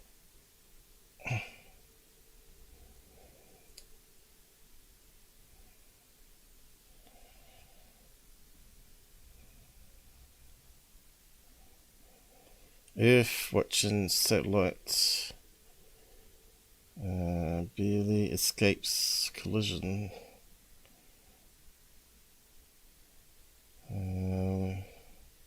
Set expose.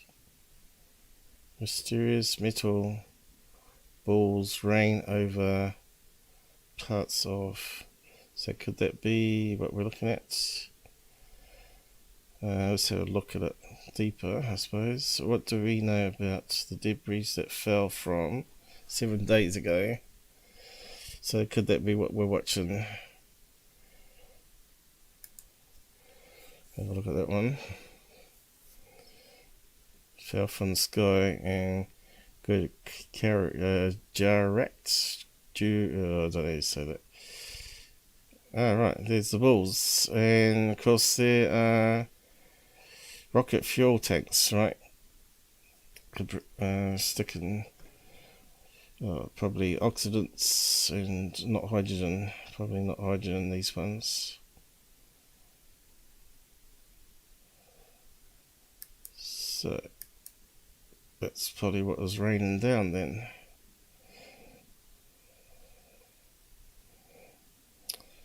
Okay, so at least we got some clues. That's a quick search there. And it mentions the Spaceballs, but who filmed it? Same thing, yep. I got some better images. But the site's horrible. Go away, all this crap, isn't it? It's just crap. That's locked up.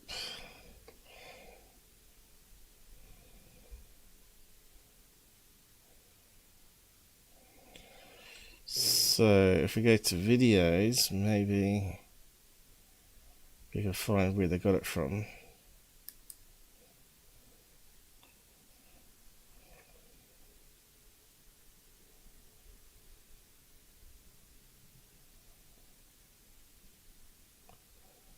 Space joke.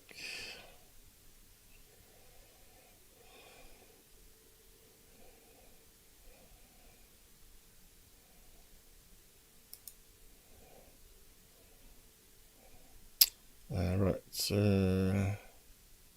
it's still right, past week.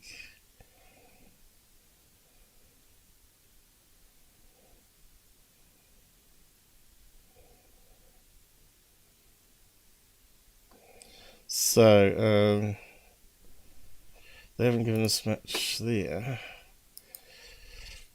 but I bet this is someone in India sent it into Thirdphase.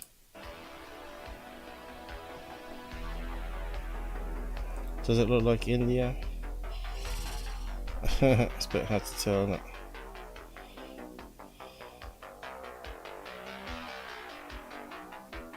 Multiple cameras capturing the same event over Venezuela. They were shooken up. Okay, so it's not the same location. We didn't get that in search for 7 days, so we don't know how old this video is. It could be months, years even. didn't say. He said location. This video in particular is showing stationary objects in observation of this event. These are remaining stationary. They're not falling. Again, we're watching Yeah, it it looks closely. like skydivers and stuff. So it looks like old footage to joining together. These observables of this event, could this have been something purposeful? We're not sure. Look at this.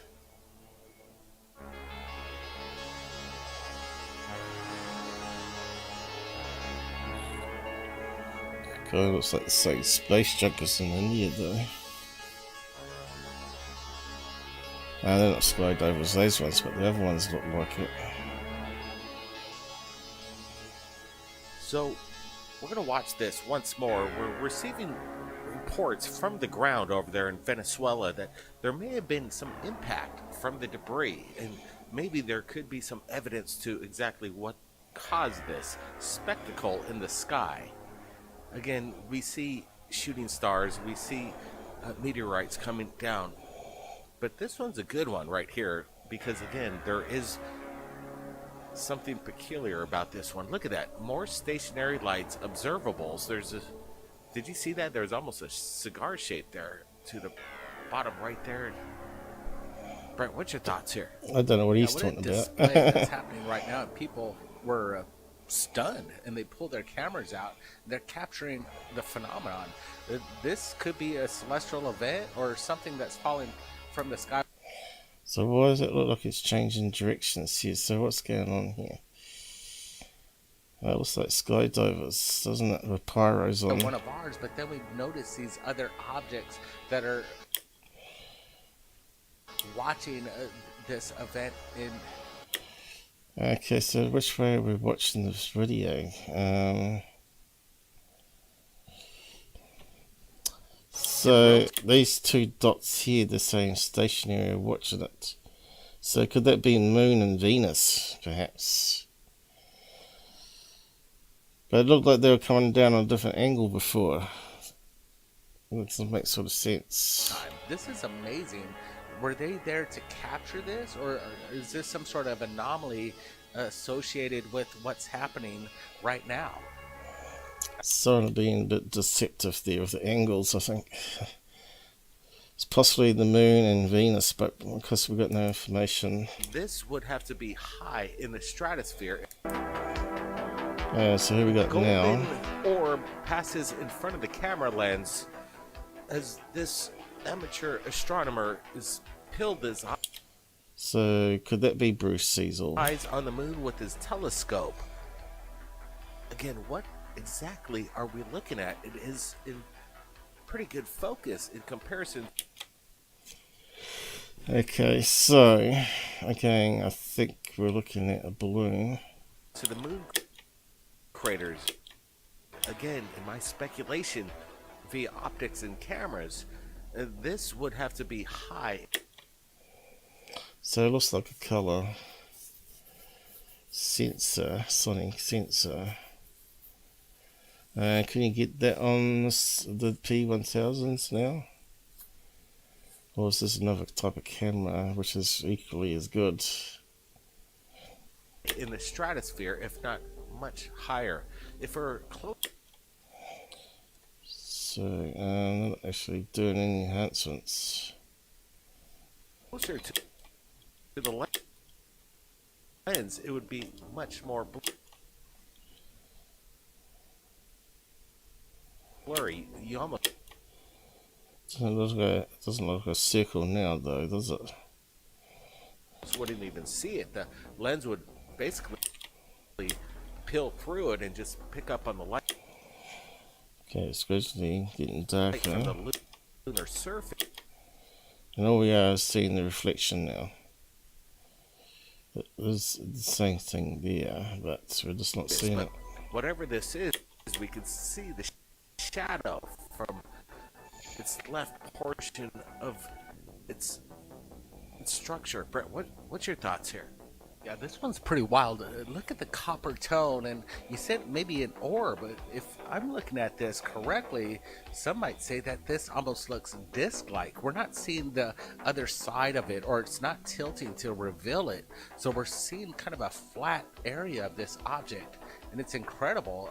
This is a great capture that really captures the phenomenon. We don't know what this is. This is unidentified, and it could be one of ours. It could be something otherworldly, or See, if that was near the moon, that would be huge, right? And it's definitely moving there could be a fast. logical explanation of what we're looking at here, but this one's unique and it needs to be shared. Absolutely. And again, the fact that it's in focus with its zoom lens telescope on the lunar surface craters there, in my opinion, kind of gives this thing some size if it's indeed up in the stratosphere, if not higher. Again, if we could calculate it. So, golden Mylar balloon. It's probably just a Mylar balloon reflecting the sunlight, right? You can see the sunlight as that side. So if that's out in the atmosphere, it's obviously being illuminated by the sun. So it's probably just a silver, golden. It might not be golden, but it might be silver Mylar balloon. But you can get golden ones too.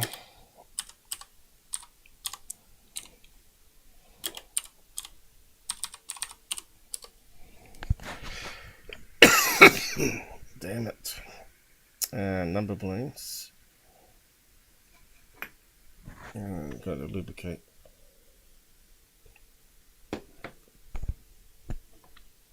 Okay, we need a. There we go. So we're probably looking at something like that. You can see it's quite a reflective. That one's probably closer.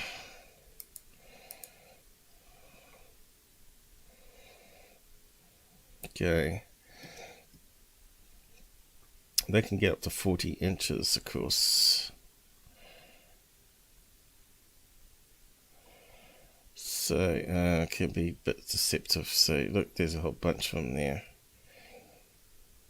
That one's got a nice, smooth, reflective edge on it.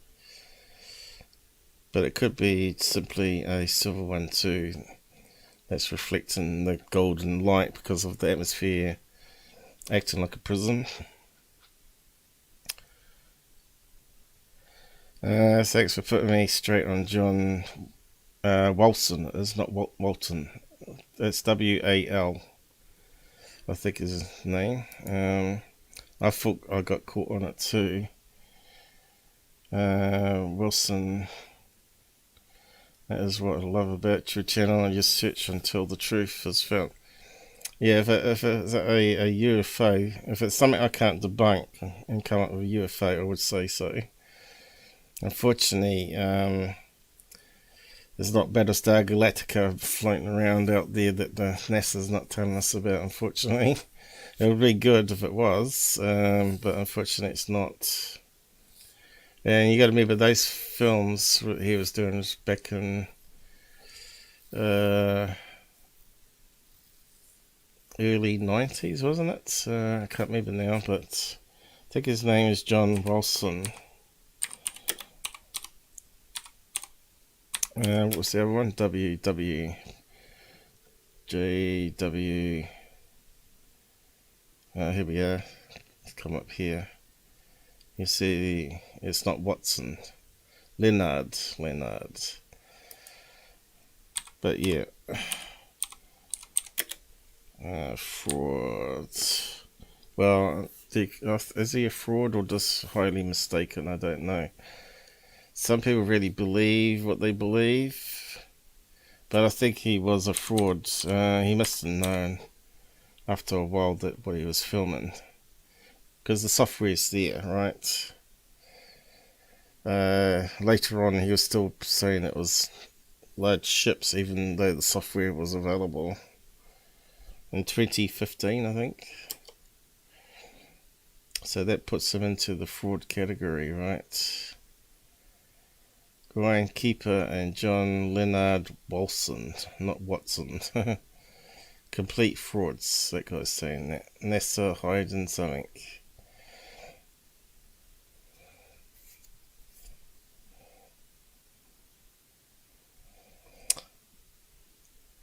How many people saying?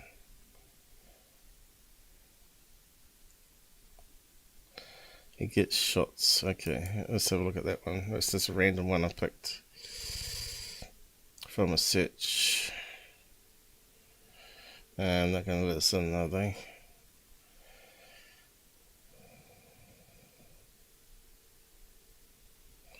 No, they're going to let this in. Even that, Google got it. But anyway, what's it saying here? He gets shots to make the objects totally out of focus or disturb the coordination of his telescope. In other words, internal camera reflections, they are hoaxes. Look carefully. Motherships.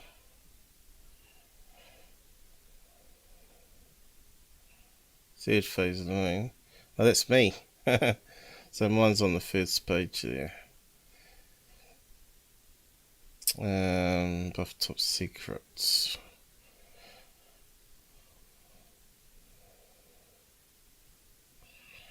A fraud is a deceptive made for personal gain. Yep. He's made money from it, right? Big money.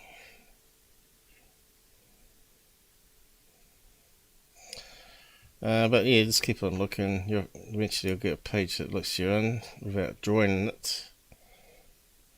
Maybe he made that movie. The guy made the movie Interstellar, where he colorized the moon and all that. But that was Interstellar was about large spaceships sitting far out in space. Yeah, JC, there's his name. A film about the. Apparently, he ended up. J. Walson ended up suing JC for using his stuff without paying him. He made millions from the movie, but didn't pay him. And JC's saying he did. He got paid. So you better find the law.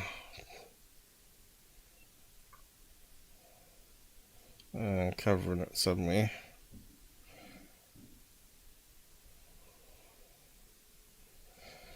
But yeah, just got to do the research, you know. Bit of reading. But yeah, I didn't mind visually to see what he was looking at. But yeah, I think that one's solved here. Through maybe physicists that could figure out the optics of this lens in particular. Maybe we... Let's just keep on going. Okay, this is the one I'm more interested in. A hunter apparently filming a UFO. Now, let's have a look at all the red flags in this and see if we think it's legit. I don't think so, but see what you think. We'll see what you agree.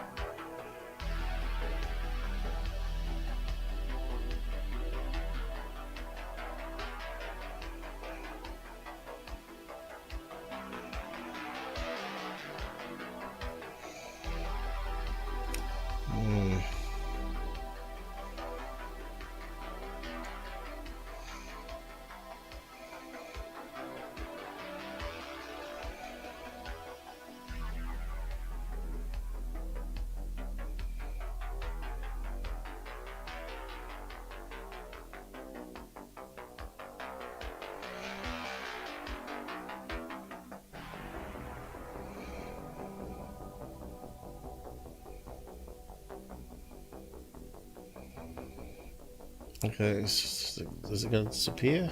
Go. We're just going to cut the video.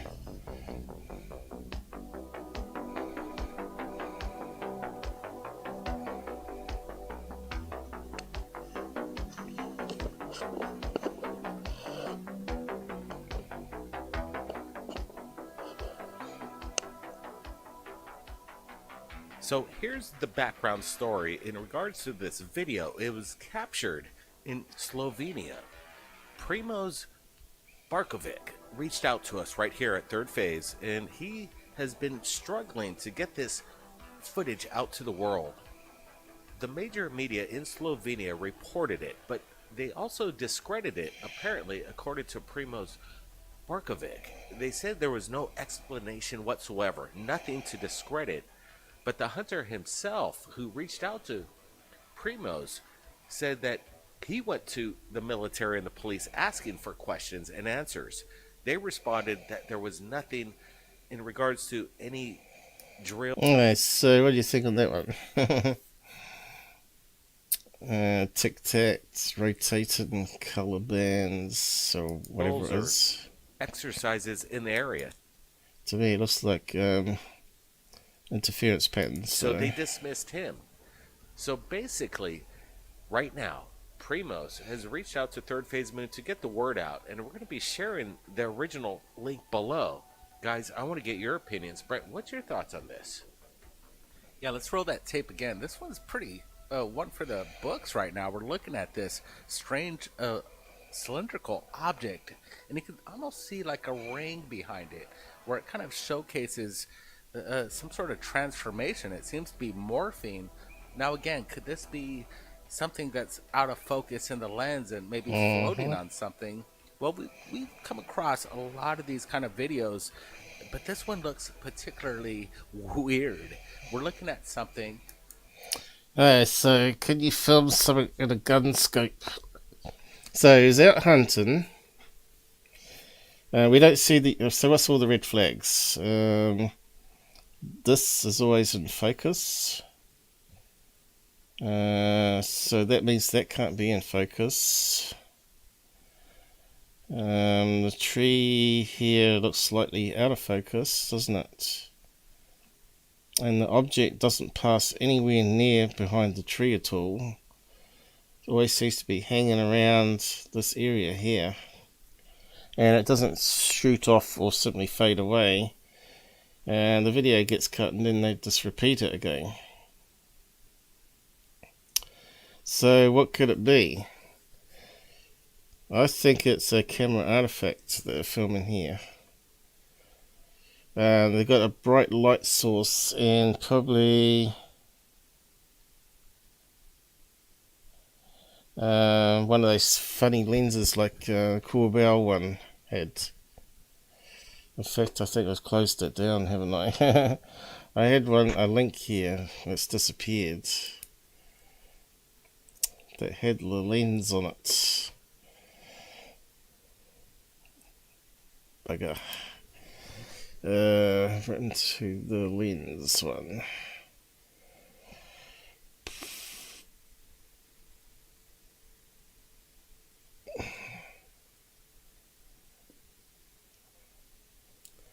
It's not here.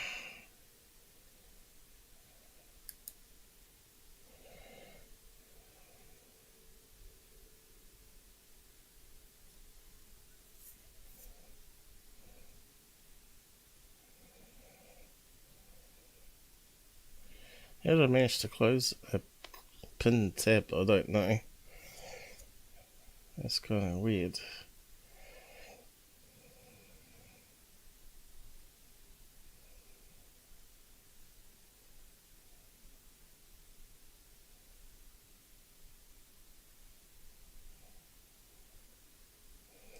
Yeah, we've done a lot of searches today.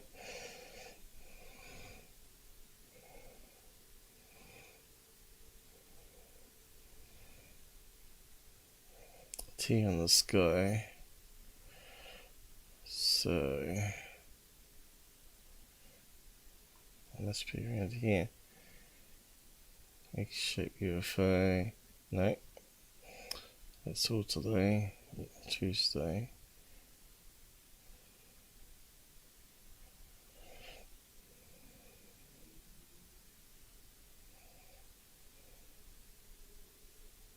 It's today too.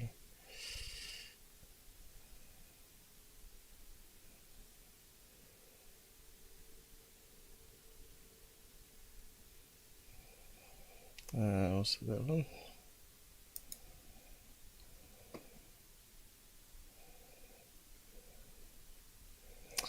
Stupid MUFON. Let me see if I can find the link again. I think I got backup on Discord. Whereabouts did I post it though? Oh, I probably didn't.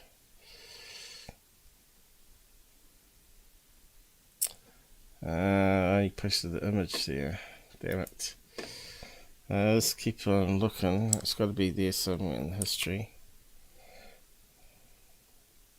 Let's see. Search.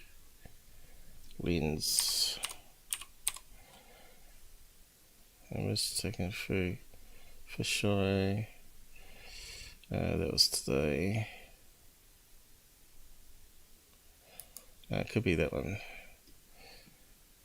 Why do anamorphic lenses produce oval bokehs?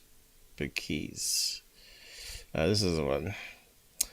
So I think he's got something like that on the front, a lens like that.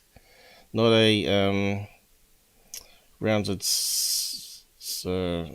triangle one, which the Corbell's one produced. This is more oval shape. So it makes the image on these night vision scopes look cleaner, alright? But any light you get is going to form oval shapes. I don't know if they've got a picture of it. Is that the one of them?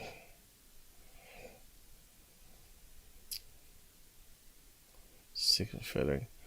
So you're saying you're going to get that with the lens on that angle rather than that direction.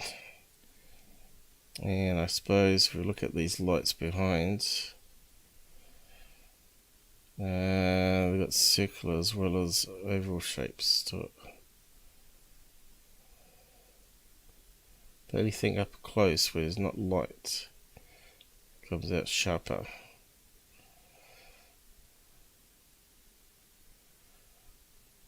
So what's he filming is the question, if he's using something like that as a lens. Here's some other ones. That looks more like it. But that looks like a more squashed in oval shape.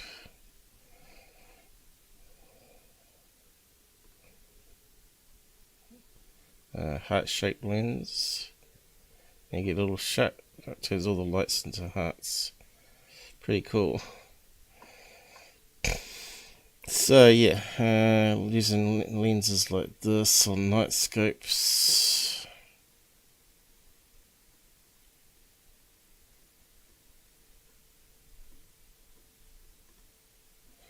So I think that's how he's doing it.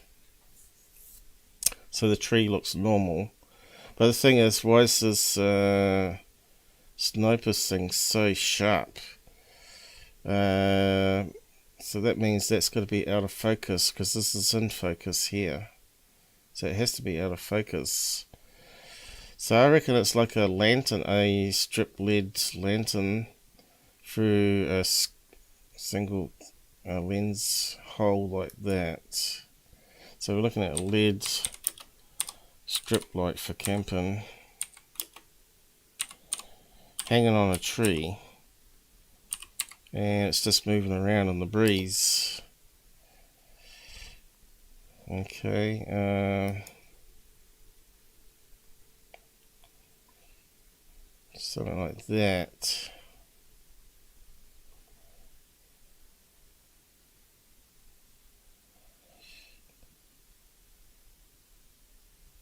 Alright, so it's hanging off a tree.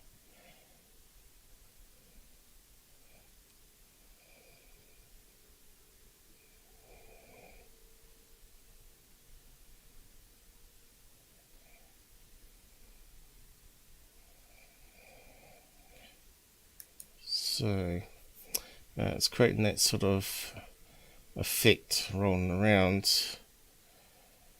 I think it's because of slight breeze movements. Very strange. You just see it kind of bobbing up and down, and the cameraman's actually got this thing in the crosshairs and doing a really good job just focusing on this weird object, and it stays there for quite some time. Now, the big question is, what is this, guys? I'm looking at... Yeah, I'm going to wrap up soon. Fish and chips. What? Cod and chips. Oh, okay. So I'm going to wrap up in 5 minutes. If this were some kind of hoax or something on a string, Looks like they want early dinner it would here. be pretty difficult, in my opinion, to keep whatever this object stable as it is. It's not really undulating from left to right or anything. It seems to be remaining quite horizontal, but... See, it looks like a camera artifact, doesn't it? Could it be like there's a bright light up here, and that's reflected on the internal lens here, and the slight movement of it moving the light is causing that also this hunter rotating effect. Again claims that he has no idea what it is, and so it'd be interesting to see what other people think on this one, but I don't think it's an alien craft. For answer. Notice it's got that sort of squareness about it. I thought, could it be CGI at first, but I think how would he it kind of could be CGI, couldn't it? See the square blockness you're getting around here? There's something not quite right about it, right? I'd like to see this hunter submit it to MUFON, so we can get all the data and not to Thirdphase. Thirdphase is not researchers nor experts, they tell you that. Let me just quickly cut it and run it through some filters here. But I'm highly suspect this is anything but a hoax going on.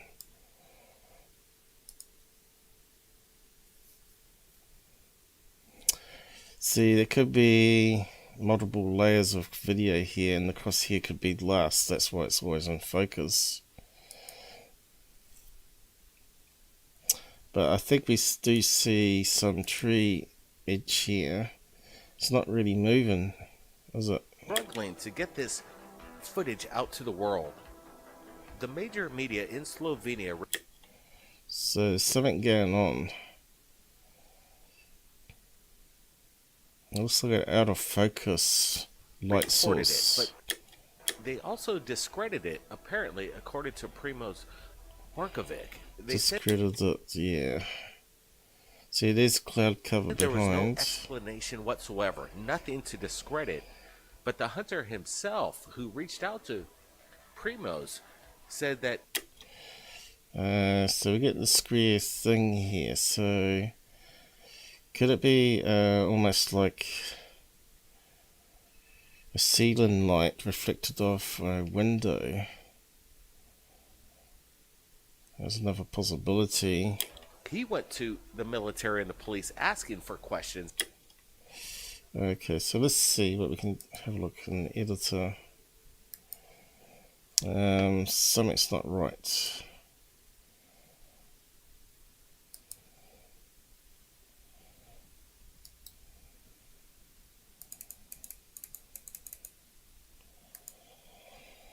Where is it? Paint.net. Let's see what comes up on that. So I might have to come back to this one, see if anyone else comes up with any information, more information on it, but it looks kind of hoaxy.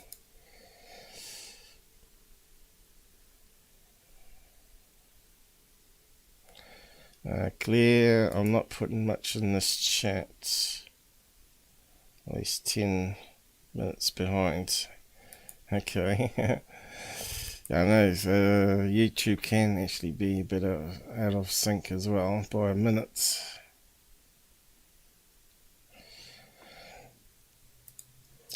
So yeah, let's just scale it up.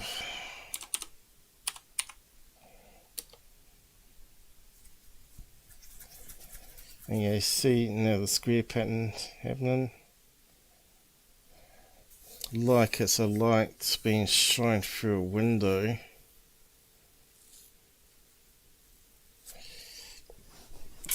It could be that someone is holding a strip light and moving it up and down, right? Could even be something like that through a window.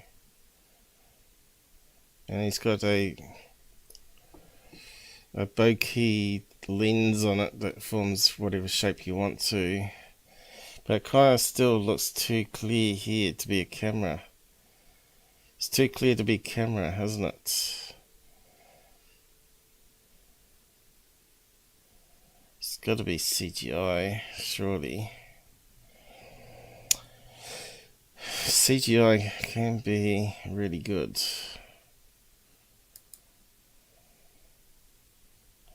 Too good to be true. Let's have a look. Brightness changes. Color swap.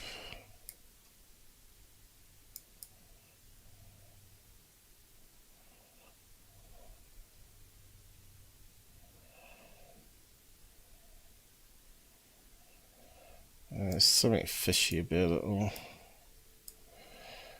See, we're not getting much color change. And the CPU's maxed out on this. Oh, here we go.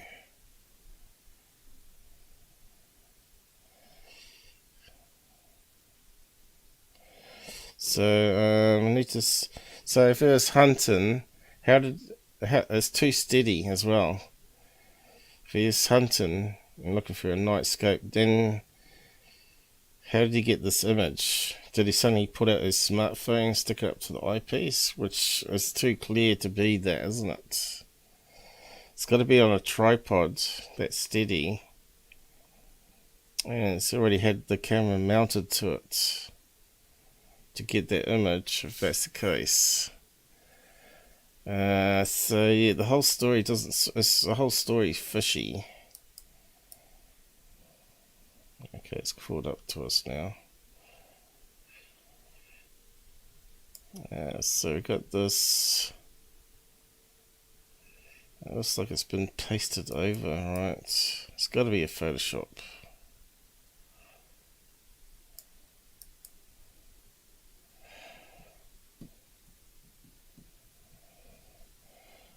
Anyway, you can see there's not much color changes there. It's all black and white. Looks like it's going through glass there. Smearing.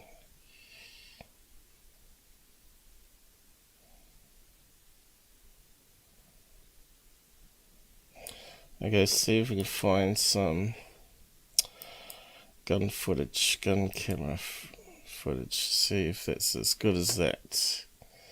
So you got a match by example, right? So it's just not right there. Yeah, so I think that's the last thing they did on that. It's this one here. Why is it only moving around this distance? The whole thing's fishy, right? Why is it not moving past this tree, disappearing, shooting off? See, it's getting close to the tree and then suddenly going to the music video. So that must be the maximum footage. Why is it set to Thirdphase and not MUFON? Okay, so that was the last one on that video. And I think the last one's talking about Congress, right? There's the Hunter one. See, that's what I mean. If he's looking for a scope like that, it's way too steady to be him just holding it. It's got to be on some sort of tripod. Okay, so that's all about what evidence did the thing. So there's no point in looking at that one because we already covered a lot of that already. So yeah, so let's see if we can find some. Damn it.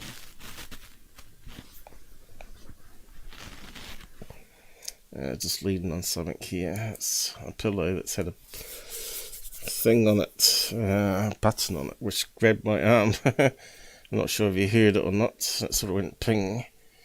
Okay, so night scope, hunter night scope. So best way is to find other footage that someone's done.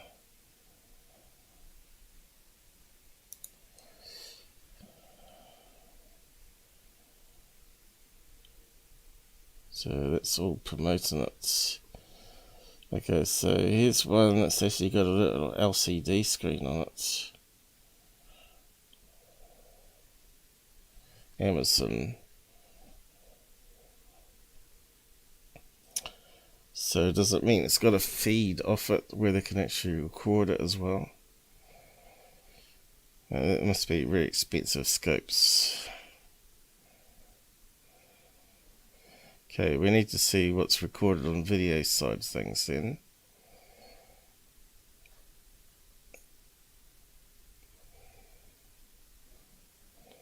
And obviously the people dismissed it because it doesn't match what anyone else has recorded, I bet you. Images, what else we got? Videos. High-tech hunting series. Thermal scope. So it should be black and white.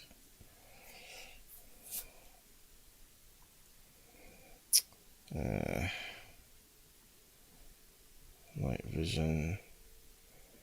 Thermal optics. Looks like it's a cell site, but that image didn't come up.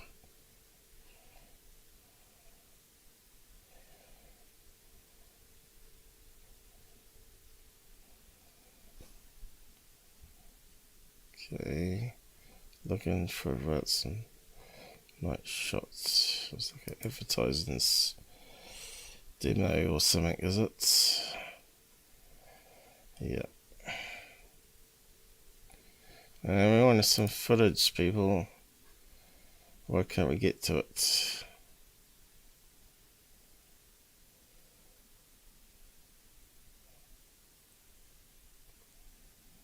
Let's have a look at that one. Yay, finally. Okay, so look at the crosshairs on this one. This equipment is absolutely, it's just over the top incredible, especially if you want to. Okay, so it says it's incredible. So you got green. The night vision stuff. Now the night vision equipment by Armasight is exactly... Doesn't look like anything that we saw in that video, does it? So it looks very blurry. On the upcoming shows, we're going to be using night vision. Okay, keep on going. Night vision. Okay, it doesn't look like a nice and clear, crisp footage as we were watching before. And look at the gun scope on that one. So that's what pigs lying down there. All the heat just rolling around in mud, enjoying coming life. off these animals. And the cool thing that I like about thermal is it'll show it. So the crosshair is not even remotely as good as what the other video had. So I bet it's probably a Photoshop. Just keep looking, see what else we come up with. Thermal rifle scope preview.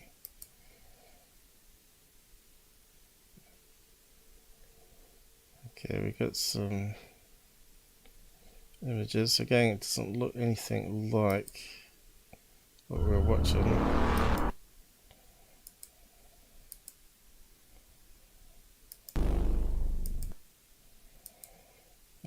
Well, we got that shit coming up. Okay, it looks very similar to what we just looked at. Not very good at all.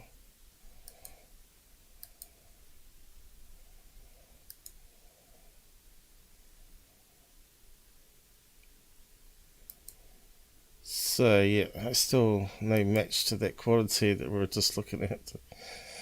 And this is meant to be high tech gear.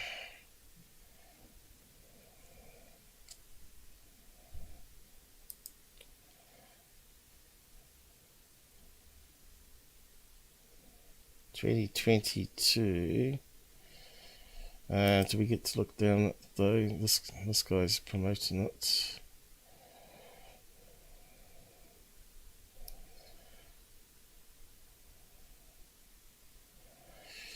No videos, is there?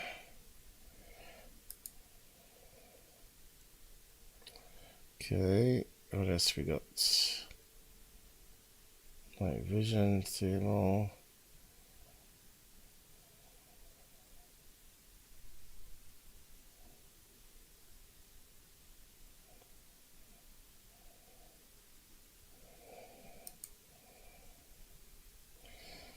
So until we get a similar image to match, I'm saying nah. See, again, the night scope's not the same.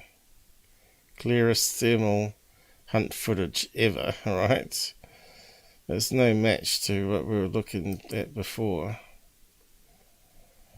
So that guy's going to have to do another comparison video, right? Daytime of what he's got, and then show the camera connection to it. Until that happens, I'm not believing it.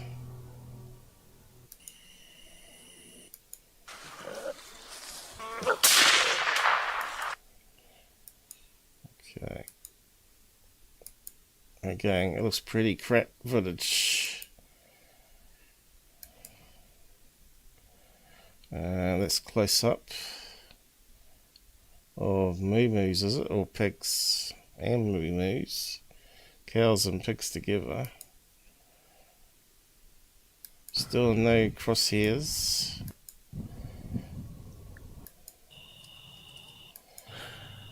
And what year was that filmed?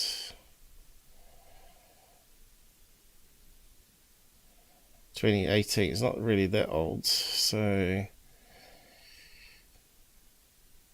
they obviously got to tap off what they're looking through the eyepiece, right? And there's the trees there in the background. Pigs having a roll around.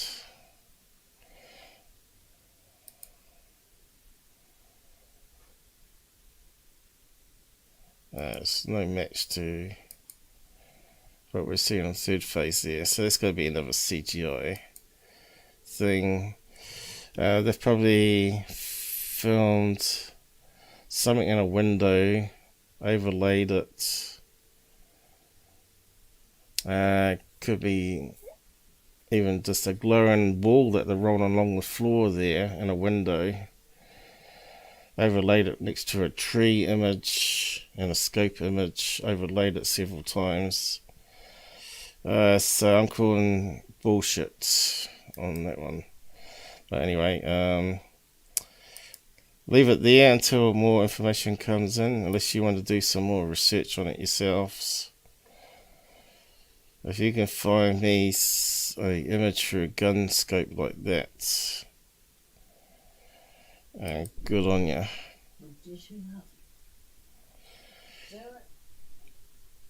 And you can see this gun scope's nothing like that guy's one.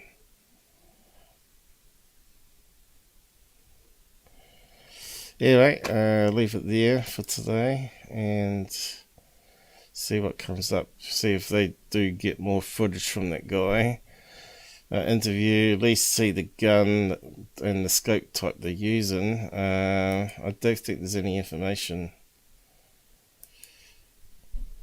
at all. Let's have a quick look. Where's the more tab?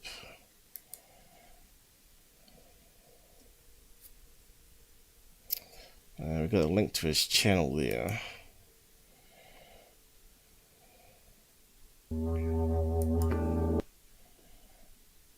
Looks too professionally produced, doesn't it?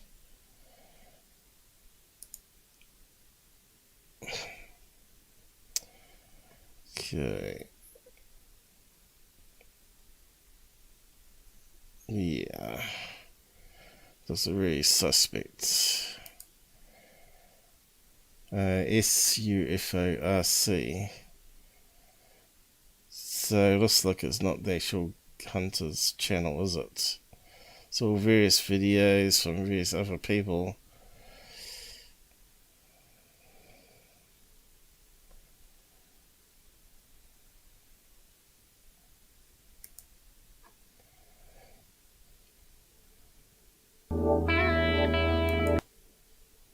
Yeah.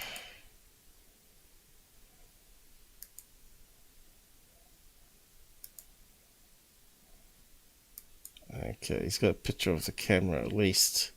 See, Thirdphase is not showing that sort of stuff.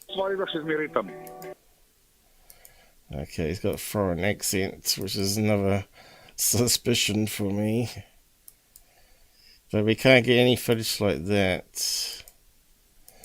But we got at least a camera there that we can go from. And we should be able to find similar videos through some scopes, right? But I'm still calling bullshit on it. What's it say there? Pard.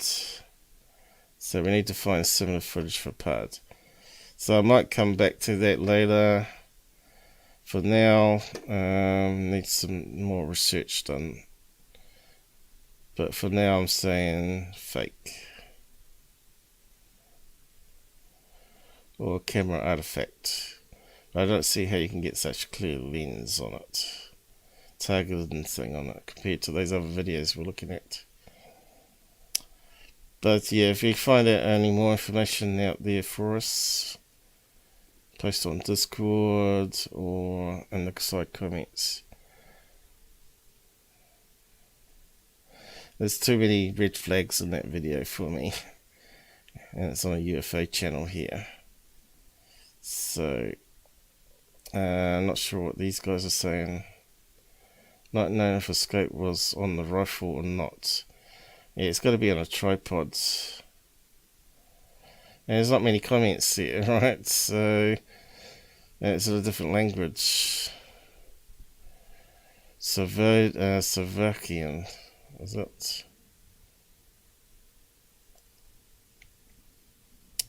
Nah, I'm calling bullshit on it.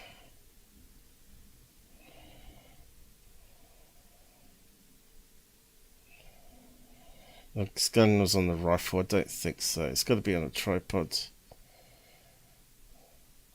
No, I'm just calling bullshit on this one. Anyway, see what you think. I'll post the link there of that straight to it for you. A rifle scope. And even Glaire's a bit suspect on this one. No way would you stop filming things that fast either, yeah. So but this one here might have more information in it, so have a look at that one. So yeah, better wrap up. I gotta go anyway. I'm not quite happy that I've finished with that one yet. Like I said, we could spend lots of time on this sort of stuff. Researching where Thirdphase hasn't done stuff all on it. And so I'm just going to wrap up here with the end credits, guys. And I know some of you might watch it all, skim it all. Might even be interested in researching.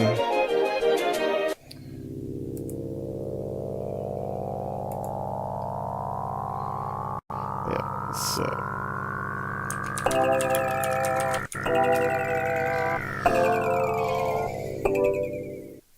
I'd be interested to see if you find anything that I didn't. Whether you're interested in taking that one further yourself.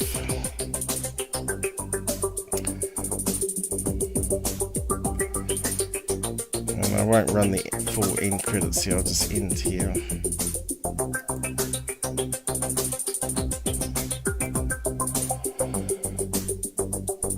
Yeah, that's going to be a long one, isn't it?